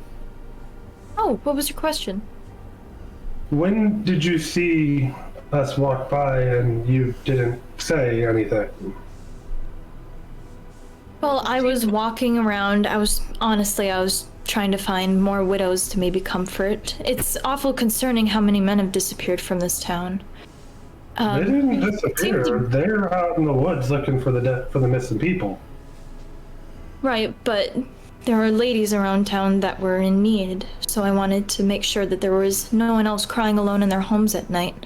And when you had burst by, you especially looked like you were on a mission. You had that kind of stance about you that you usually have. I didn't want to bug you, but I got concerned that Evelyn was not with you. So we were looking for you, and Zeppelin went over to that body we found in the woods earlier. Oh, well, yeah, I see that now. And well, here I am. Y'all didn't happen to see the other two when you were coming back up the path, did you? no, They kind of, we didn't pass anybody. They were Our with group you. anyway. yeah. Alright, well, that means that they must have been allowed to go inside the home. You didn't go inside to see if they were there?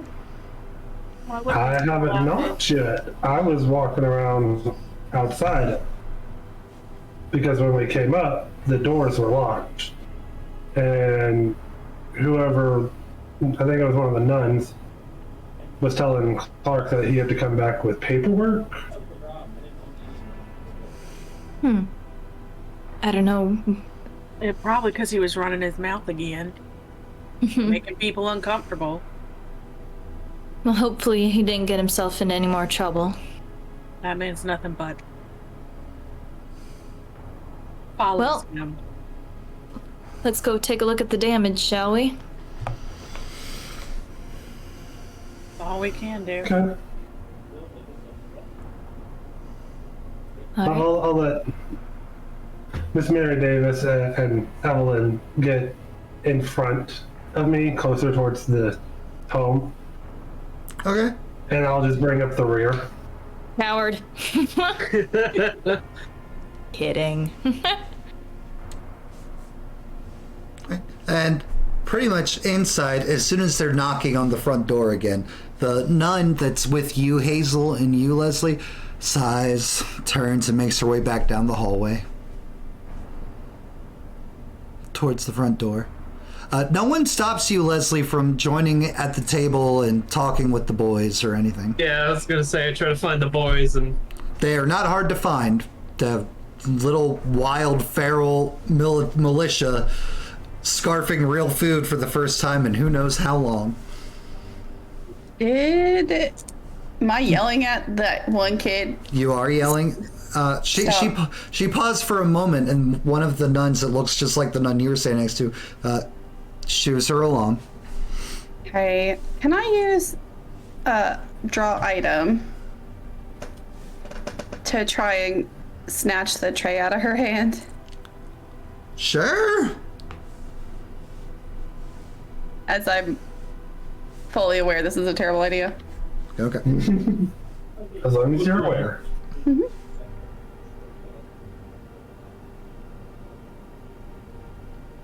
Since someone's holding it, it's a might roll. It's against a child, so you'll need. Yeah, you got it. It's a child. You need at least a 3. You pull the. Don't ask me to roll it then.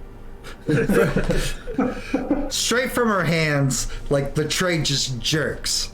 As Hazel, you give like a small gesture to make it happen. And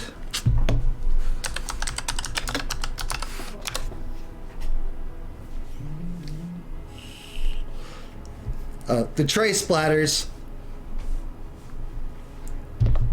The noise draws the attention of a few of like the people, especially the older couple at the head of the table, turn to like look, and it's like Jenny, are you all right? And it's like, yes, I must have tripped or something. I'm sorry. One of the gray ladies, one of the gray nuns, looks between the young girl and then to you, Hazel. Smiles, then goes to the table and starts making another plate. Looks and regards the child for a moment, before slowly turning her head to look at you. Picks up the plate and starts heading straight towards Hazel.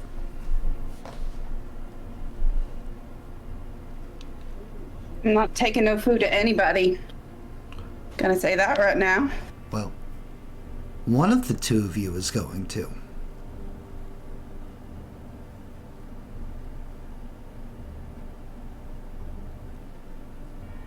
You can't make either of us. I can make one of you. Jenny, I'm gonna try to. and the young girl starts walking over. I'm gonna try to like kitty cat slap the tray out of her hand. Okay. nerd. It's another might roll.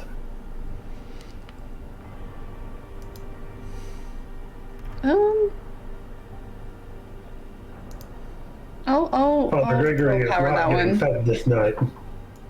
I'll willpower that Probably for one. the best. Willpower? Or XP.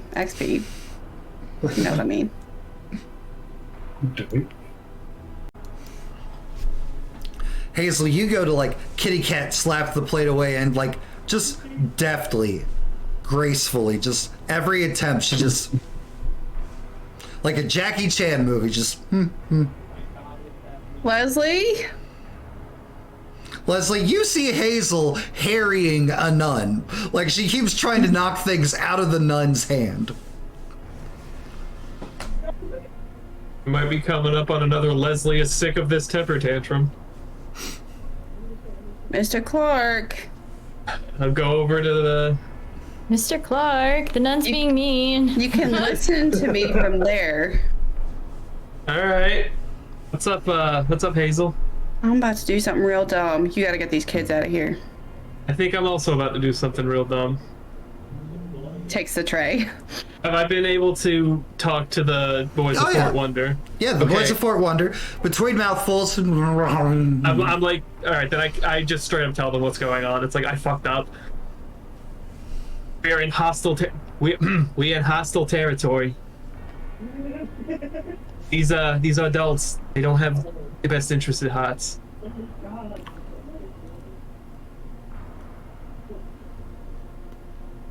Gentlemen, we have another war on our hands. Will you stand up and fight with me? What?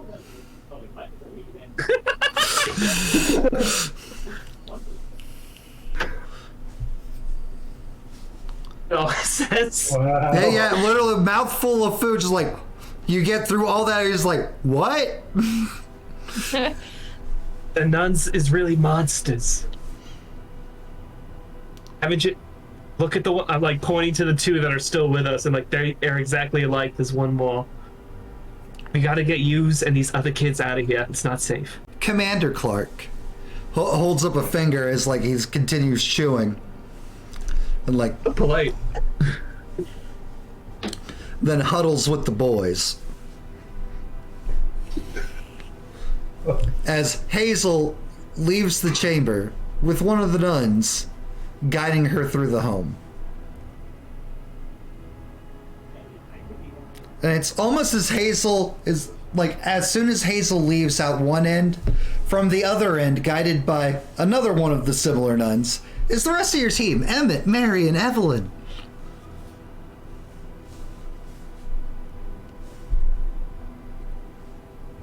What's going on here?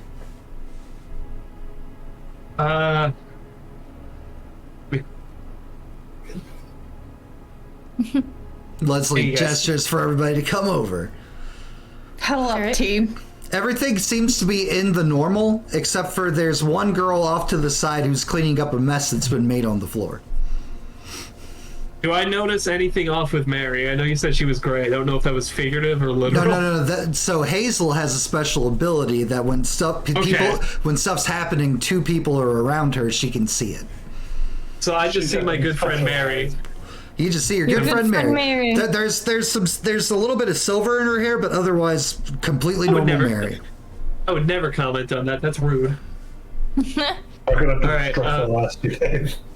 All right. Day. And everyone's around me, I'm assuming now? Yeah. All right. So, we gotta bust all these kids out of here. There's something not good's going on. What do you mean? Didn't you just bring him here? I know, I made a calculated error, but I was real bad at the math. All right. I You don't gotta really get- see any math in dropping children off in Evelyn, will you quiet your mouth for 1 fucking second? No. Goodness. When you say that in that slightly raised tone, all the boys just like, What an influence you are, Mr. Clark. I'm a great dad.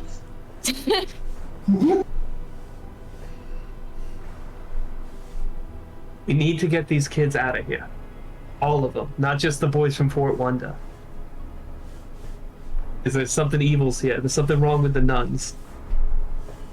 They ain't no Jesus-y nuns. I bet they couldn't even name their favorite book of the Bible.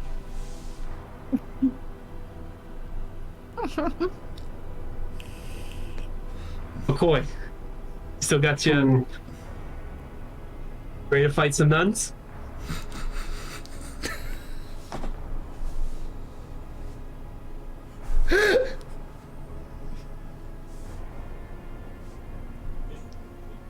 I'm still not sure that this is a good idea. One of it. Things have a way to see. Clark, We gotta. have you been drinking again? No. And you think this is a good idea? Oh, we gotta save these kids. Not in that To Hazel's fight. moonshine. one of the not gray nuns was like, all right, children, it's time to go wash and then prayers and bedtime. And the kids, not of Fort Wonder, but the ones that are of the home, like The lame kids got it. Not the cool kids. gently began like putting like their silverware on top of their plates and rise from the table and start filtering out.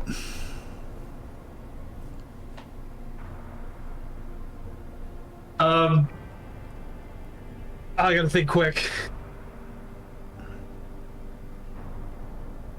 I grab a handful of whatever the hell is on the closest tray to me, Mashed taters.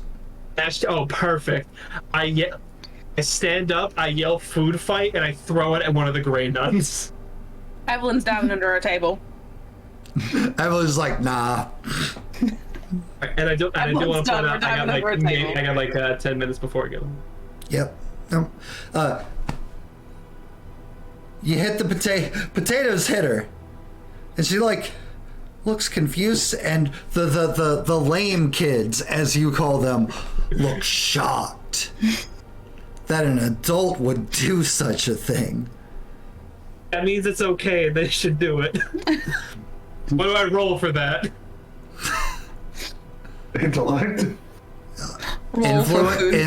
Influencing is an intellect action.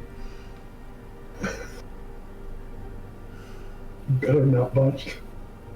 How hard do I need to influence these kids? The lame kids? Pretty hard, because they've been fully indoctrinated and bought into this home. I'm gonna burn it XP and re-roll this. If you were trying to influence the kids of Fort Wonder, I'm trying to influence all the kids. Oh, if I rolled a 2, the Fort Wonder kids would follow me. Right, burn it in XP. Damn it! Gonna do one more. Be lower. Just for giggles. One more. This is the last one. I'm not gonna burn my XP trying to do. Yeah, this is the last one. That cool? Yeah. Okay. Are the cards? Damn it! Since you denied. One of the lame kids runs up and just kicks Leslie square in his shin. Oh no, my shins, my one weakness. How did they know? And all of the normal children, the not Fort Wonder kids, just start screaming and yelling at Leslie and for his rudeness and being mean and how like that is a lady of God, like so on so forth, just shaming him. Like if they had bells. As he is surrounded by children. That's a distraction, though.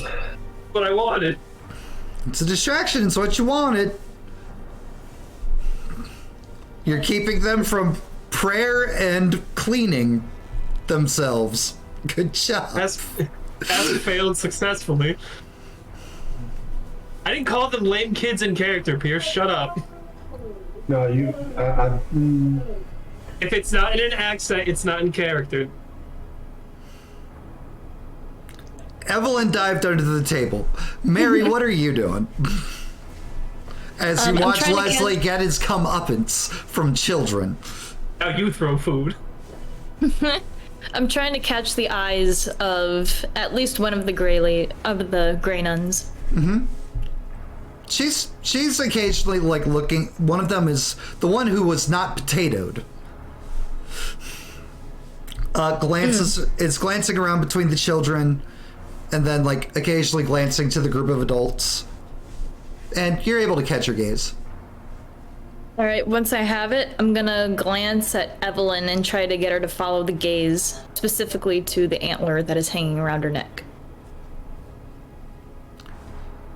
Children, please, do as you've been instructed. It's like, and do make your way to the washrooms. Thank you. Good, that's great. And like the nuns, the gray nuns and the normal nuns, help get the kids kind of calm down in a way. And Leslie, you'd notice the kids from Fort Wonder, not all of their silverwares have made it onto their plates as they leave. Yeah. My little dudes. That was really sweet of them. Leslie's boys. Aw. Emmett, what are you doing? Well, right now I'm trying to debate if I want to smack Leslie upside the back of the head or if I want to decapitate him in front of a bunch of children and nuns. Well, the children are leaving, and almost all of the nuns, the ones that are in normal black nunnery, are with the children, leading out, leaving you alone in this room with just the two gray ladies. No, okay. I'm gonna smack Leslie upside the back of the head and call him a fucking idiot in front of the nuns. Dropping all pretense of civility right now for it. You fucking idiot. What did you think a food fight was going to accomplish? Other than getting you shamed and shunned by children. Ladies, if you'd like, you can catch up with your friend who is helping the father right now.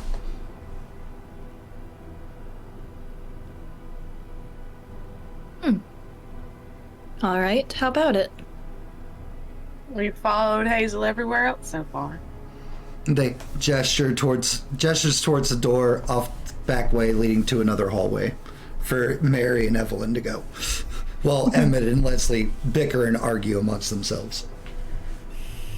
As is tradition. Yep. One of the nuns leading Mary and Evelyn. And once they're out of the room,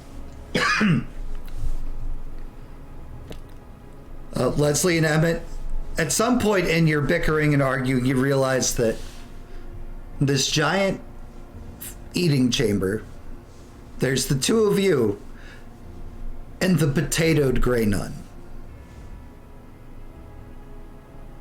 I'm gonna grab Leslie by his shoulders and face him towards the potatoed nun. Apologize.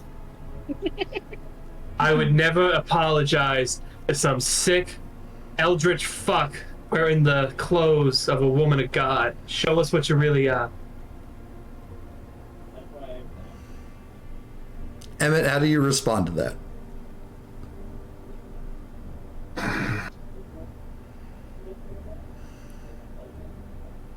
Would it be a speed roll or a might roll to kick his knee? The back of his knees.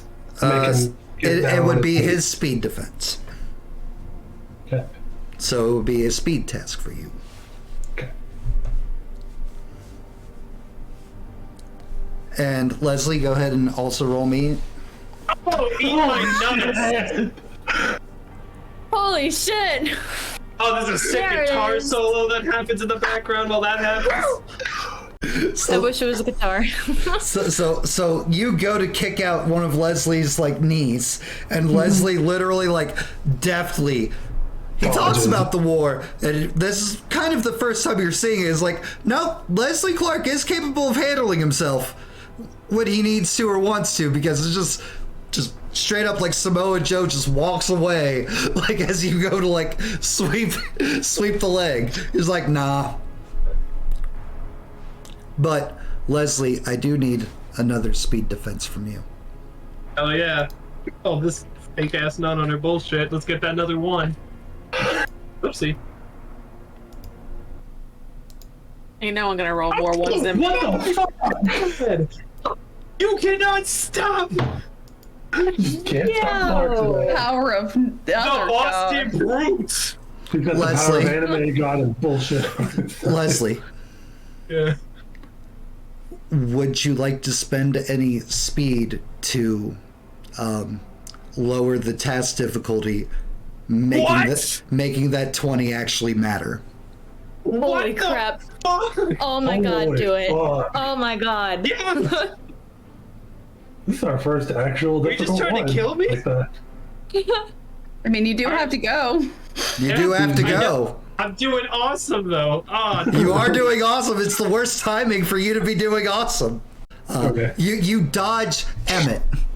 Emmett skillfully trying to kick your legs out from him. You dodge. You just turn and look at him in that defiance. You can't. I'm Leslie fucking Clark. Don't you know who I am? And Emmett, there's a spray of blood that hits your face. Leslie's back to the nun as long talon-like fingers stick through his abdomen, straight through, like he's been pierced 5 ways over. And you notice the nun, potatoes, still mashed upon her gray clothes. She looks at you and smiles. All of her teeth long jagged, sharp, angular, almost like a terror from the ocean. So her eyes slowly begin to like glow a faint glowing light. And Emmett, you flee in terror after the ladies out the hallway as Leslie stands there skewered. Yeah. It's on you. I'm into that shit. And Colin, thank you so much for playing in this game with us. It has been an absolute amazing. delight. I'm sorry that outside stuff is. It's okay, man. Real life. No, it's Thank you for fine. being here as long as you have. Boom. All right, Hazel. Yeah.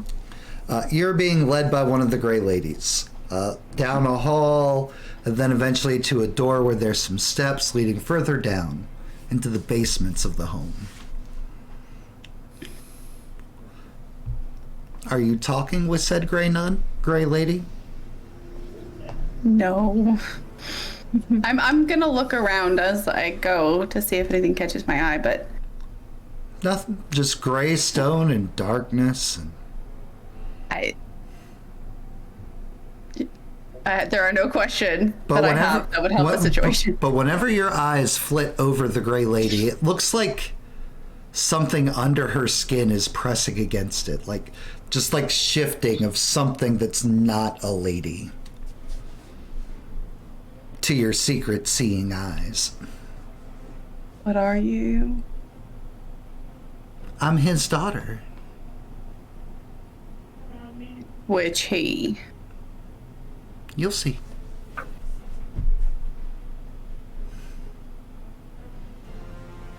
You wouldn't know his name, even if I told you. You want me to greet him proper, don't you? I don't care what you do with him.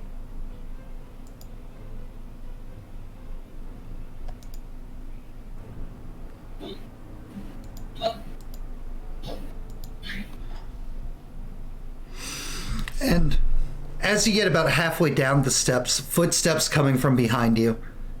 At a rapid pace. Nope, Oh, because Mary and Evelyn will get there first. oh, you're talking about that. Okay. Yeah. I thought all three of them were together. Oh, you're friends. And she pauses to wait for Mary and Evelyn to catch up with you. And hey, you're rejoined with your fellow ladies, Hazel. Get her out of here. Both of y'all out of here. It's awful rude. We're coming to see him. Are you? Yeah, I we were don't invited to. think that's a good idea. Then why are you going to see him? Just a little self-sacrifice. You're supposed to be getting the kids out. The kids have all gone off to wash. Still here? I would assume so. They were given quite a fright when the foreign man threw potatoes over one of the nuns. I wasn't expecting such a thing from Mr. Clark, I'll be honest. I was. He's usually such a he gentleman. doesn't seem like someone we should all meet. So why don't you take Evelyn out? Because she got a lot of stuff to do today. There's an easy picking for her out in the woods. We're just waiting for those boys to be gone. And There's we were more invited than just one thing she needs. Well, The of gray- course, but it's a good place to start. The Gray Lady gently begins trying to guide you going back down the stairs. All of Touch you. us. Then move. We'll get to Don in a minute. I think it's best to move, Miss Booth. What's your rush? I'm not stopping in my tracks. Doesn't answer my question. You want I'm to hurry to eager to die meet him. again? I'm just eager to meet him. And I think it would be rude to turn back now. Do you know who he is? No, but I'd love to meet him.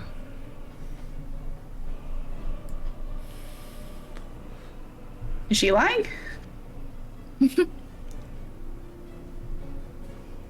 Yes and no. She is definitely lying about the who he is part. But Not lying about meeting him. She is not lying about the meeting him. So you're able to piece together. You're able to piece together that she really wants to meet this person. She has not met this individual or whatever it is. But she knows what it is. She knows what's waiting down there. You about to get us killed, Miss Mary Davis? Well, of course not. Why would you think such a thing? Just stop. So yeah, that's a lie. That's a lie. That's a lie. I would recommend that you keep walking. I'm gonna try to punch her in the face. Go for it. No, you know what? I'm gonna swing the tray at her face. There's a lot of food flying right now, you guys. I love it. Well, that's problematic. So great. You go ahead and give me the roll. Jesus. Are you spending any points to reduce the difficulty of this task? No. Because that's the father's food. It's fine. And as established, you go to Hazel wouldn't swing. know any better. Yeah, you go to swing the tray, and with an alacrity that Hazel catches you off guard, this great lady just catches you by your wrist, preventing you from spoiling the plate of food. Like, feel free to beat on that one. Do not disrespect the meal for the father. And lets your hand go. You gonna hold this tray? Evelyn is gonna look at Hazel and very seriously say, "You asked me earlier if it was still good to stay here. Let me deliver the food. I think I've made my choice." I don't think at this point it's just one of us, is it, Mary Davis? I don't know, Miss Booth. Not a But I lot. have to say I wasn't expecting this from you. Oh no, did I upset you? You Do have something actually. unexpected? You have actually. Well, You're good for you that you disrespecting like him. new experiences. Hey, I Evelyn. do enjoy new Evelyn, the gray experiences. nun hands you the tray. Have you ever experienced this feeling before? And I'm gonna shake the bones. I'm gonna shake the bones. Okay. Is What that a is D20? What is shake the bones? All right, let's read it off. Yes. Shake the bones. Your words are so powerful they cause the bones of a creature to shudder and shake, inflicting 2 points of might damage and 2 points of intellect damage. Damn. Yeah. Yeah, that's a good one. Mary's been hiding all kinds of secrets. Oh, yeah. It is not. It is not. Hazel lose 2 might and 2 intellect. As This is a once in a lifetime opportunity that you are stomping over, Miss Mary Booth. Mary Miss Booth. Mary Booth, fuck! Miss Hazel Hazel. Booth. Shit. Emmett doesn't know what the fuck is going on. all the magic ladies being magical, Emmett, you covered, sprayed with blood. You can hear the bickering of Mary and Hazel through, down a staircase to your left as you're, running to try to find them, axe in hand. The horrors of the home revealed to you. And you make your way down there, and Hazel, Mary, you guys turn, and Emmett he's sprayed with blood. Not enough that he's, drenched. It's not like Evil Dead style, I am red now from blood. But there's definitely blood on him. Not on his axe, just on him. As he comes bounding down the steps after you. Who's that? Leslie's stabbed. Gray lady, not human. Oh, I know. Quickly. Fuck! Trying. I'm not good at doing like the out of breath talking. That's okay. Damn it, you You said I should was find a running. way out. You're gonna be the only one to get out of here. Emmett, you realize Evelyn is not with the Probably. group. Gonna turn and walk away. I'm gonna sprint past both of them to go find Evelyn. All right. Evelyn, Because you continue down the steps for a couple more flights. This staircase goes deeper into the earth than you would have expected. Like, well past foundations and everything, you're in the earth. Almost as if you're deep inside a mine again. And at the very bottom, there's just one wooden door. The nun opens it up for you. I'll shut it behind me. Is there a lock? There is not. Is there anything nearby to put in front of? There is not. I'm not going to deny the other people from the finale. I'm sorry. Sorry. I understand that you would try, and I get that. I do, but there is not. At the other end of this cavernous room, it looks more like a cave than a structure. There's an altar. There's packaging and boxes. And somewhere in this darkness, you can hear the sound of someone munching on something.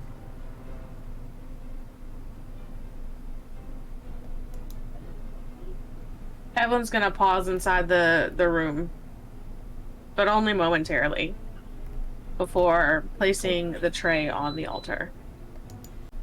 Hello, child. You hear from somewhere in the darkness. Hello.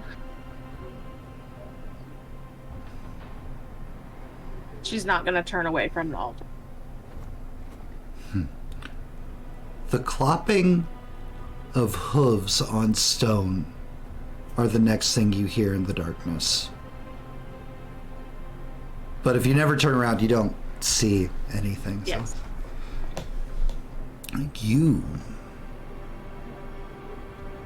You have something that belongs to me. And I'm willing to give it back. Are you? Yes. Do you even know what it is? Not really, but I don't want it anymore. What do you want, Evelyn? To not have to do this anymore. Not have to do what? Hot breath on the back of your neck? I'm tired of losing time, and I'm tired of people losing their life for a deal that I made out of selfish fear.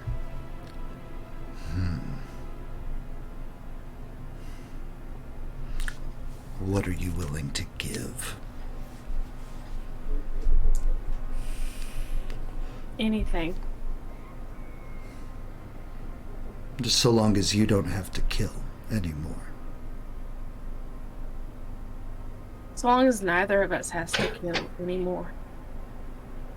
Either of you. Don't worry about the other one. What do you want? I don't want to hurt. You don't want to... I can't make that deal. I can ensure you don't have to kill anymore. But not hurt. It's too vague.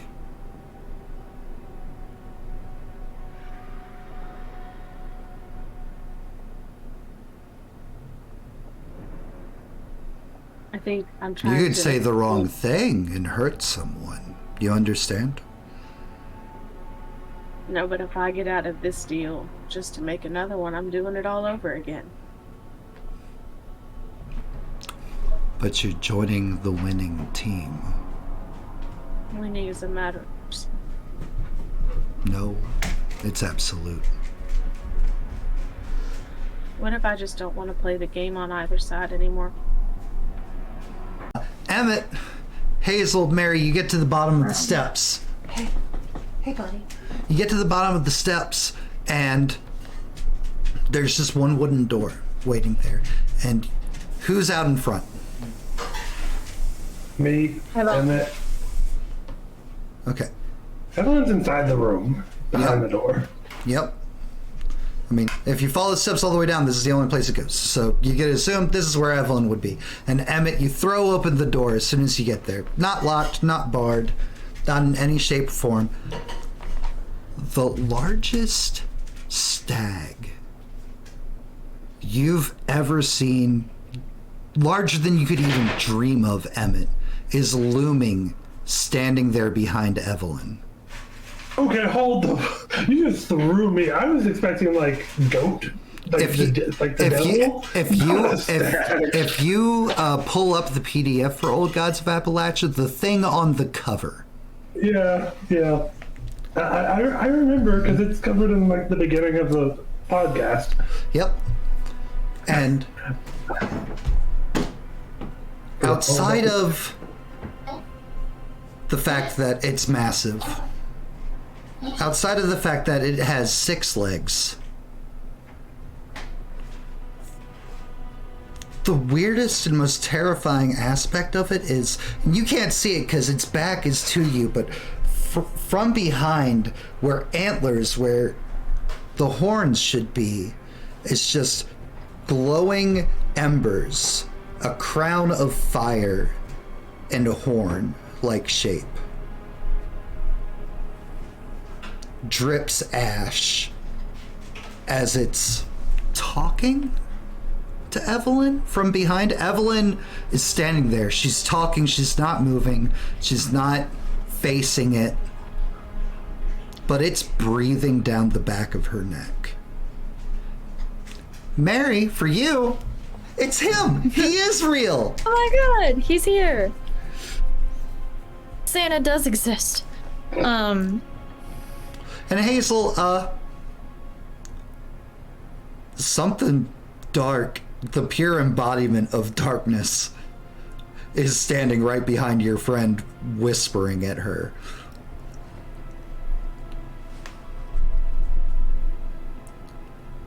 And as you listen, you've heard this voice before. Not one of the voices that you've grown up with, that you've grown accustomed to, but when you were in the mine, something standing in the darkness whispering at you. It's that voice. Evelyn, I know you want to be free. Listening to something else was not freedom.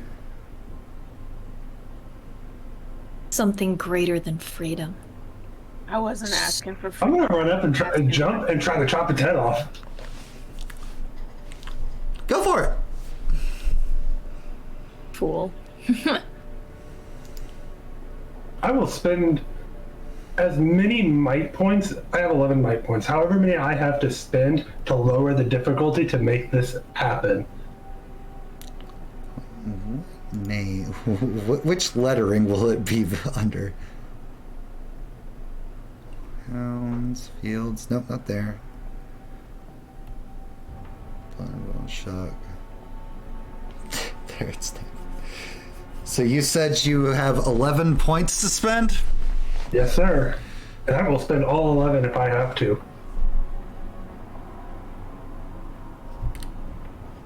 So I'm not exaggerating this, just so you're aware. What is the target I had to hit just by the book to kill this thing? To hit this thing. Not kill it. To hit this thing is 30. So if you were able to lower it 4 steps, that would mean if you rolled an 18 or higher, you can hit it. Mm-hmm.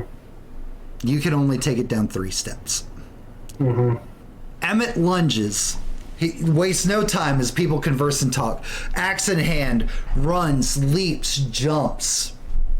And Emmett, give me a speed task. Speed. I'm gonna spend an XP to reroll that. Okay. Okay. 16. Beautiful. Right. Lose 8 points of speed, Emmett. 8 feet. Okay. As soon as your feet leave the ground, you go into the air. It just turns its head, and one glowing, menacing orange eye that looks like it's on fire looks at you. And Emmett, you suddenly are just smacked into the ground, having already left the air, and you're on fire.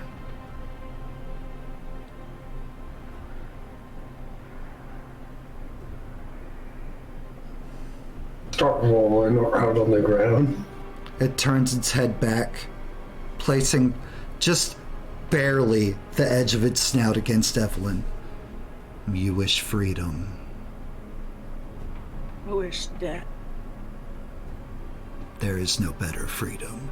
And you guys will see the thing whose name sounds like Horned Head, but is not, rears its neck and drives its fiery horns down into Evelyn as she admits that she wishes for death. Emmett rolling on the ground on fire, Evelyn skewered and falls to the ground, lifeless.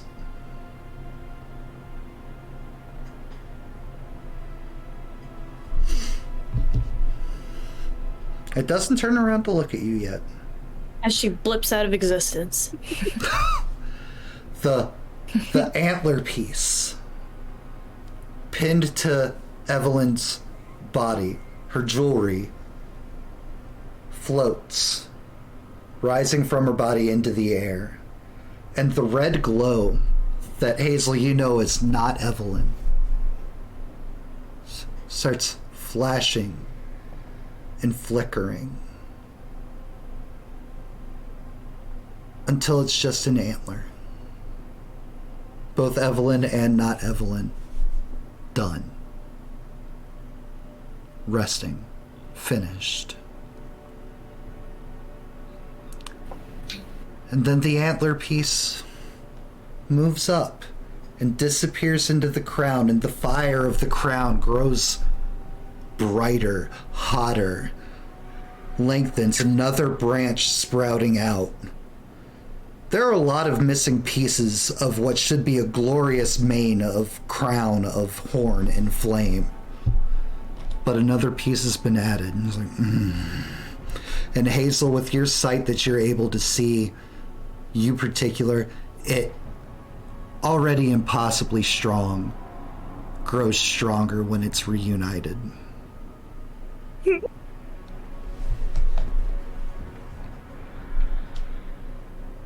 The second Mary giggles, I'm gonna try to punch her. Now I'm hitting you! Yeah. You could always say yeah. Get the T and the T. Go ahead. Oh, that sucks. Miss Mary, if you would like to try to dodge that, you, of course, also can roll a d20. Yeah, sure, why not? I don't care either way, but... What the fuck? Artie, how many 20s are you going to roll? I have the power. Hazel, you go to swing. Oh, hey. Hazel, you go to swing, and Mary dodges, and she goes to tee again, and you bring your other hand around and slap her straight across the face, because Patreon brick. This Patreon brick. So Mary, expertly dodges the punch, and then just slap. And Mary, you're going to lose 5 might from that jaw-rattling hit from Hazel. Do what you want. You can slap me, beat me, stab me, choke me, burn me, but you can't stop the power that lies before you. You're a out fool hatchet. for denying such power. You were given a gift and you squandered it. You I said hope you remember this night. Says you pull out your hatchet, Hazel. From across the cave, Miss Booth.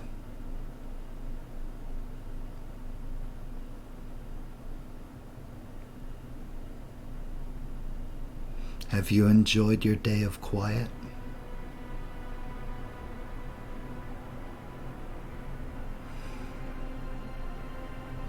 Quiet, sure. All the better to hear the giggles. She is plucky.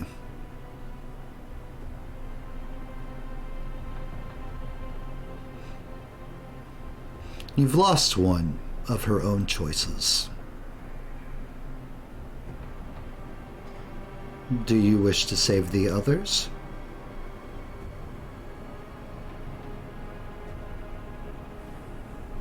Everyone but this one. Oh, she's already done for.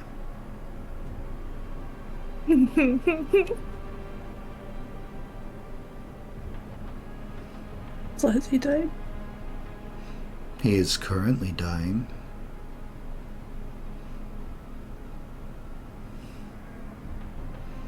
You leave Miss Davis here with me. You can take this burned one and go. And the voices will no longer bother you. That is my deal. What's a catch? Nothing. I have what I wanted from you.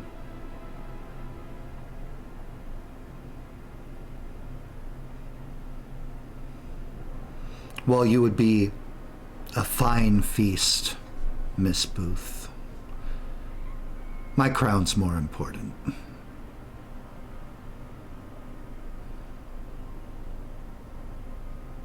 It's real lonely without him. I can give them back, if that's what you really want.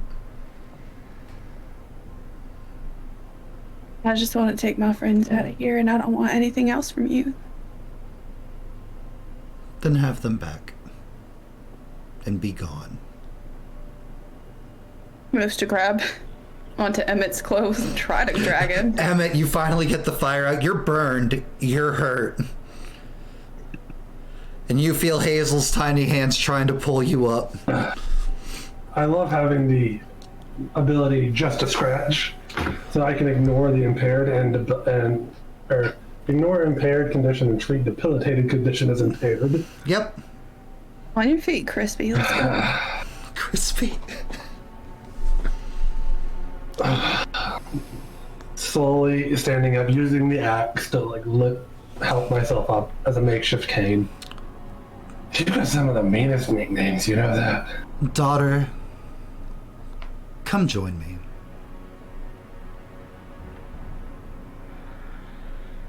Who's he referring to? Well, he's clearly not talking to Hazel, who he told she could take her still living friend and leave. And I fuck didn't know off, if basically. the other nun was in the room or not. She never came in with you. Okay, got it.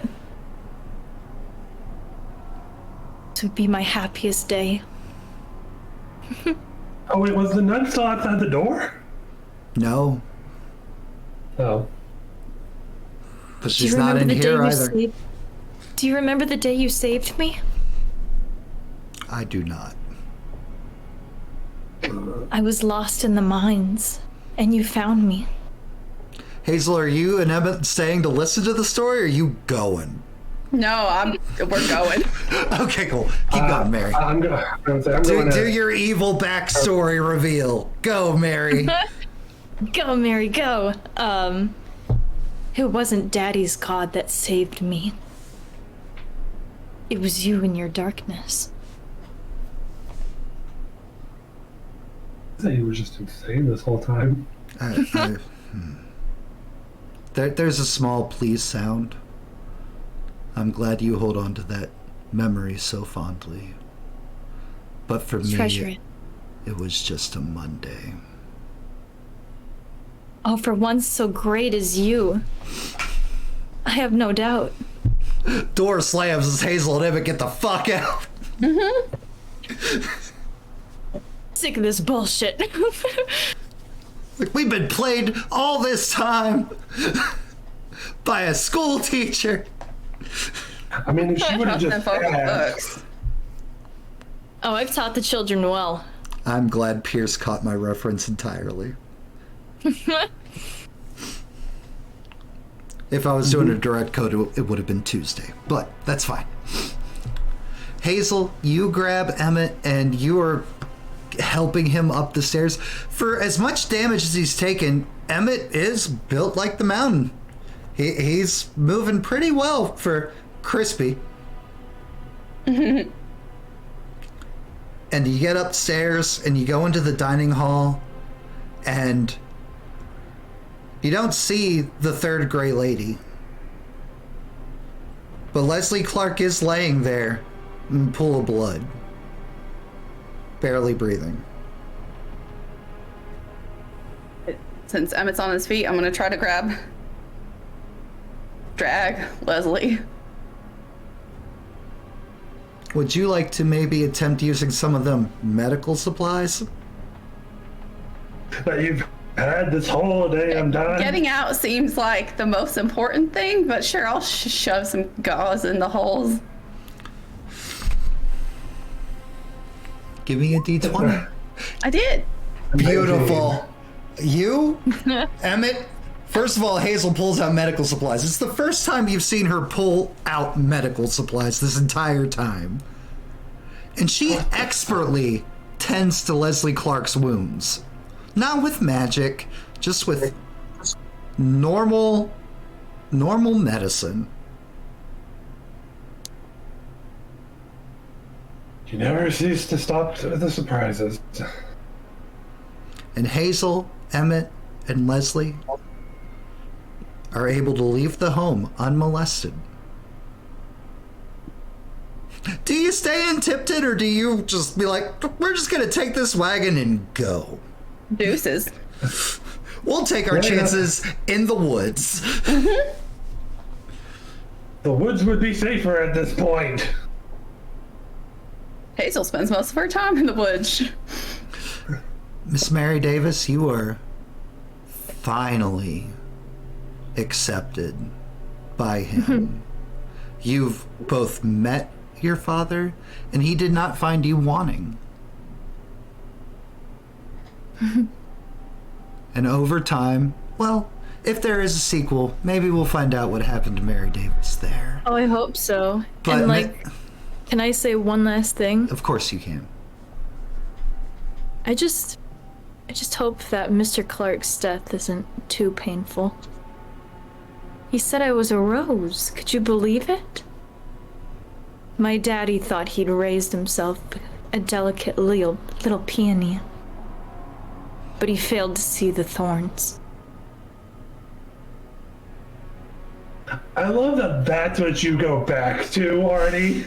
Oh, I've been wanting to. The thing whose name sounds like Hornet Head but is not, is confused, but appreciates a good monologue. Right. I expected as much. It's just like, I don't know. In case it hasn't been implied enough, Hornet Head does not give a shit. Oh, I am aware. But appreciates your convictions and your dedications. Holding on to grudges will make you very powerful, Miss Davis. I'm sorry. Daughter.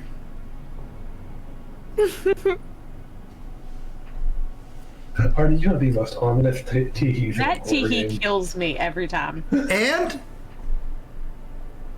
there we go. Yay!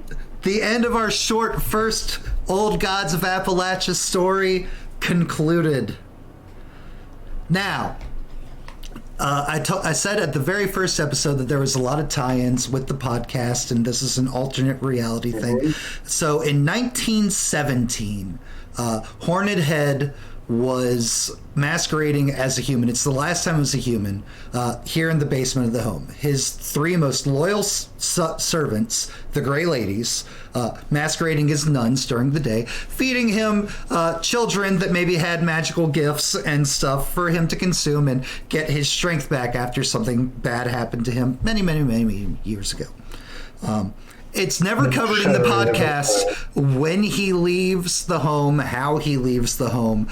All that it is that for 12 to 15 years after 1917, eventually he leaves the home and he is trying to recollect the missing pieces of his antlers that were broken off and stolen. So when Cricket told me her plan for her character, and she's like, and I was thinking maybe antler jewelry, I was just like, I think the only thing I said to Cricket at the time was, that's perfect. Let's go with that. Oh, and then when I was making my character, Matt The said, first, like, you know, one of the party members is gonna have it. first thing Artie said to me is like, "Can I serve the thing on the cover of the book?" I was like, yeah, we'll figure out. We'll figure out a way to make that work. But if that's what you want, absolutely. Let me go see if I can see exactly what I said. It was great. It was. I was like, this story is going to be amazing and awesome, and I love that at the start, Mary just seemed completely normal and plain, but like Artie, like as like we played on, she just got more and more and dark more. and insane. Ominous. Hell yeah. And Artie, by the way, what? You've come such a long way from Jesse as far as role playing and doing characters and stuff. God, Amazing. Yeah. Look at you go. Oh my god. Look at I'm you so go. happy. I'm gonna stop sharing my screen now that my stuff stops lagging. No, but I still need it for the things. Oh. Real quick before I click out of it, my exact words were, what if I said I have an interest in a secret pact with the thing whose name sounds like a horned head but is not? And you said, you okay speaking in spoilers? Because that is totally okay. So obviously I picked 1920 and I was going to do a story based off the home because the home is something that's only brought up once in the entire podcast. Yep. And I'm just like, Horned Head deserves more clarification, and so I was like, so this is what we're going to do. It's going to end up with them getting to the home. There's a little bit of delays, but that was just really good role play, and I loved it. And you guys were such a good group. Oh my god, it was amazing. Cricket, this is your first time playing in one of my games. Yeah. You played in a Jen game, you played in a Matt game. What'd you think? I like the horror games. The horror games were so good. And So we can always expect to see Cricket in it around October. please, horror games are not just going to be an October only thing. But Yeah. I hope you had fun, Kelly, and that self-sacrifice at the end, so good. Well, I Yes. wasn't sure how today was going to go, and then Hazel was like, shouldn't you rather die than kill other people? And I'm like, that's where we're going. Great idea. And then we're gonna jump over to Hazel. So Jen and I always have fun talking after every session because Hazel's just like, none of them like me. None of them are Hazel's friends because nobody listens to me. Everybody ignores me. Or they'll leave me alone or something. I was like, I think they care about you. It's like, you're kind of like the moral compass of the group in a way. If In a anything, weird- it's the opposite. in a Whenever weird- you try to go off on your own, we're like, wait, no, don't go. Right. It's always been like Hazel's inner monologue. Yep. And Like then, everything I try to do ends up wrong. If it hasn't been made clear, Emmett has had no ill feelings towards really anyone until Miss Mary Davis decided she was going to hide and not call out when the group passed her. it's true. It's true. That's And then that she was, even Emmett said- finally realized maybe Mary Davis is a little sus. Just a little bit. Just a little bit. Don't be suspicious. Don't be Don't suspicious. go do your tasks in the back of electrical with Mary Davis. Right? Oh my god, remember when that was an idea? Like months ago where you were like, It's what if it's still an idea. In fact, that's something we're going to get to towards the end of this. I'm I down. don't want to do it. Emmett, oh, you big dumb mountain of a man. I think I'm really happy you allowed me. Like, when we were talking about it before, I'm so happy you allowed me to just play the idiot of the group. Dude, like when you were like, I want to do this thing, I'm like, are you sure that's what you want to do? Like, it'll be great role play moments, but like, are you sure? Because that means your fun is entirely tied to stuff happening to Combat. everyone else, and you're only gonna be good at Yeah. combat. And you're like, Which no, was I'm my- down, which was a great foil to all the other bad things happening around. So pure. Just like the podcast, the men were kind of dumb. The men didn't know what was really going on. And ladies took the front of the stage, and I love that. It was so good. Oh, yes. I just love how back at the Tyler property, Granny Taylor. I was not expecting my natural one to result in them looking at me being like, "You're one of them, aren't you?" I was just sitting there like, "What?" And then just immediately knocked out. Oh my god, yeah. And then instantly rely on those roleplay and that charisma and try to nope out of that conversation. Yeah, I tried to act so confused. You like, did such a good job as like Yeah. a talky character, Artie. You Yeah. really Yeah. did. Holy you shit, really that's like one did. of my weaknesses. That's one of my weaknesses usually. So Well, making I got news for you. You've gotten was way better. Oh yeah. like making a charismatic character was both a challenge and also like halfway through the series I was like, do I have a change of heart? And I was like getting nervous about like if it was gonna be like a big payoff, you know? And it Yep. was. And it was amazing. Oh, yeah. So trust in your gut.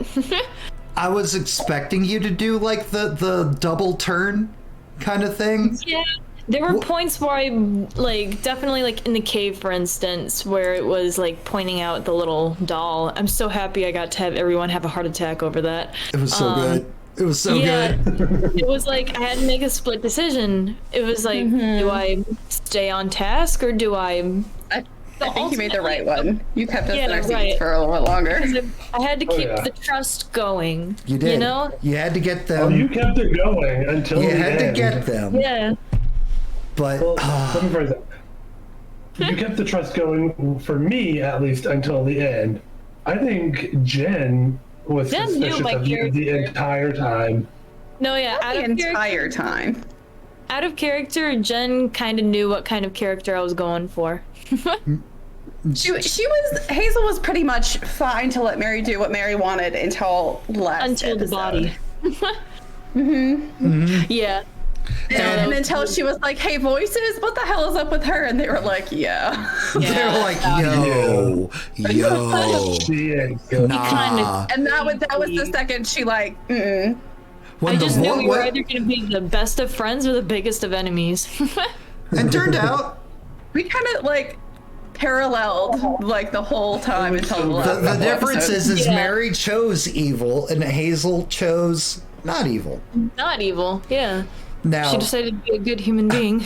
I have to maybe, if there is a second season of Old Gods, reconfigure some things because I was low key hoping Hazel would also choose evil, and then Mary and Hazel were going to be this evil pair off in the future. But that's fine.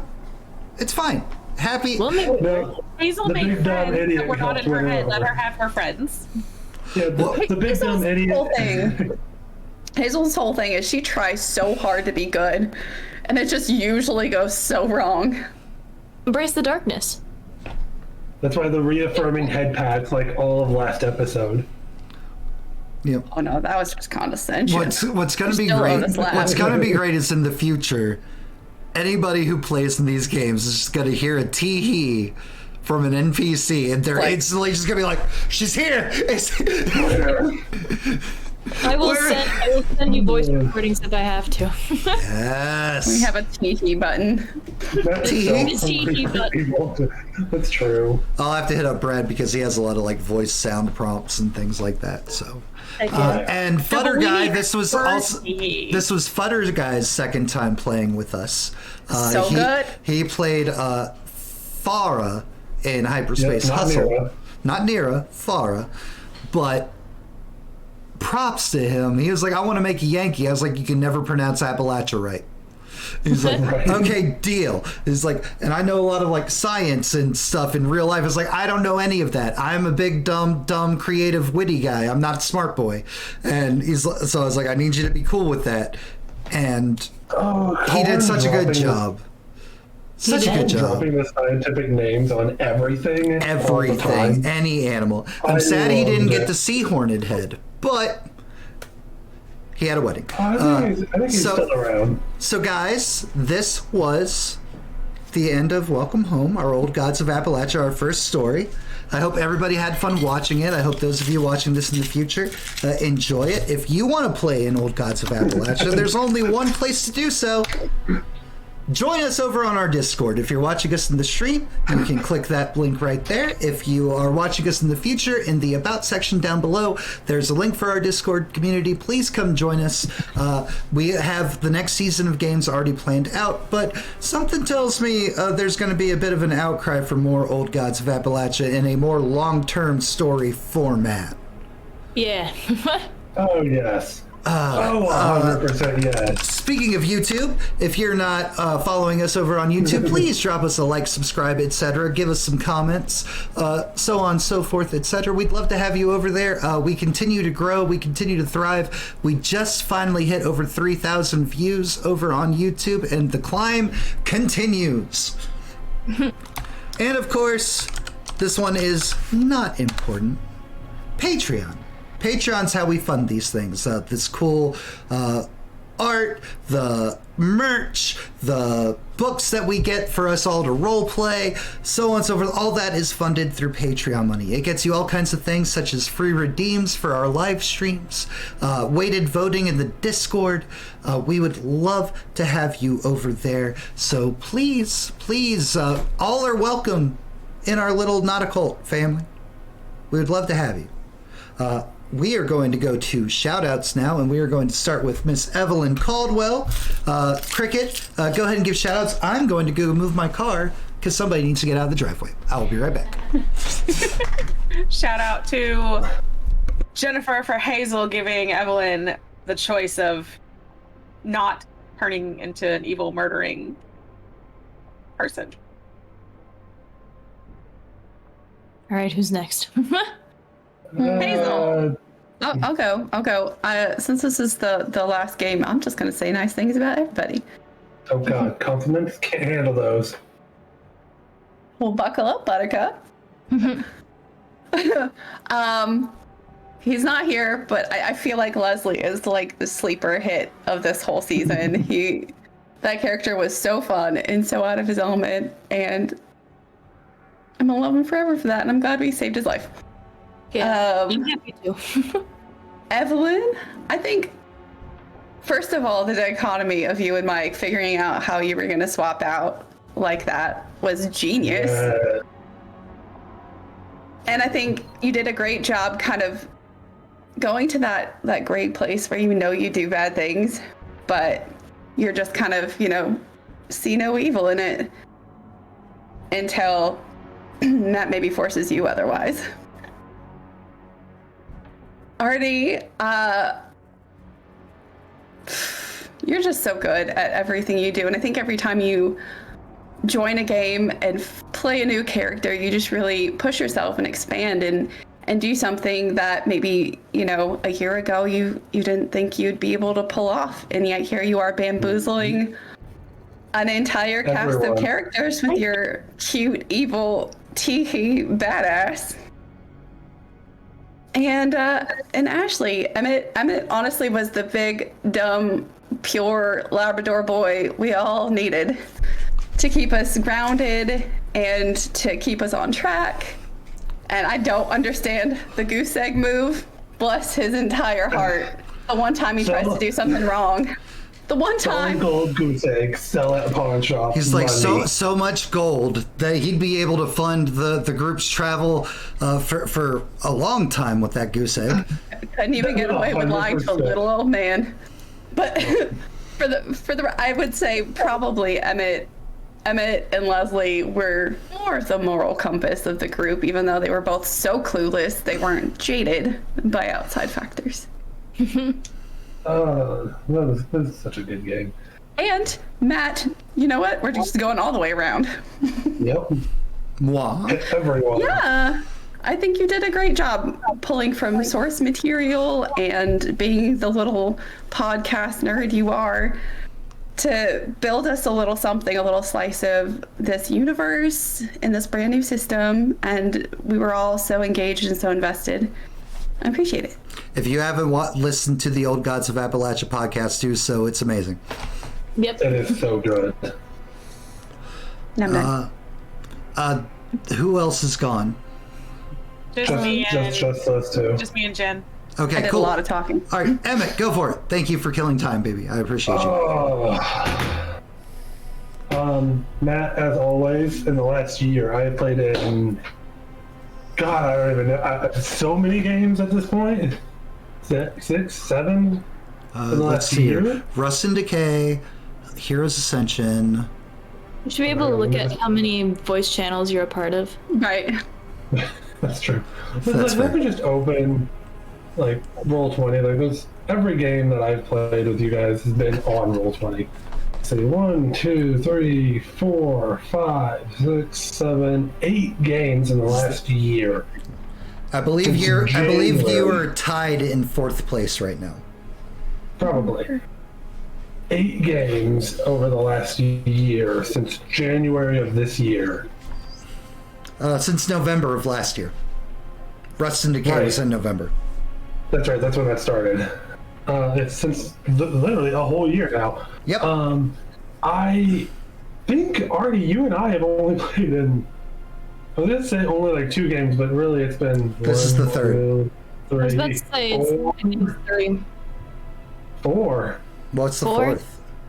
4th? Osmo. Strange Origins. This. Oh, Strange Origins. That's right. I always forget about that Yeah. because that was in the Twitch. So yeah, Yeah. 4. Hell yeah. Amazing. And I have been watching you guys since. Before I last was year. before I was DM Daddy. Yeah. Back when you guys were doing the. Monster of the 'cause I've been Weekend. watching since like episode 2 of Monster of the Week. Yep. Nice. Yeah. So I got to see Jesse progress throughout that entire story. Artie, you have come so fucking far over the last year of games. She really has. Watching your growth of role playing has just been amazing. It is what I hope everyone at some point in their life gets to do. Jen, I have played with you in damn near every game over the last year. Yeah. Fucking hell, woman. You have run me through the ringer emotionally, all of my characters physically. And I love all of the little back and forth banter that doesn't happen all the time, but occasionally happens between our characters. Cricket, this is only the first game I have gotten to play with you, and the second I have watched you play in. Just glorious. There are no words to express just how good you are at this. Like, I played with Mike. Mike is good. I want to play more games with you. Aww. You. I'm always so nervous that I'm not doing it right.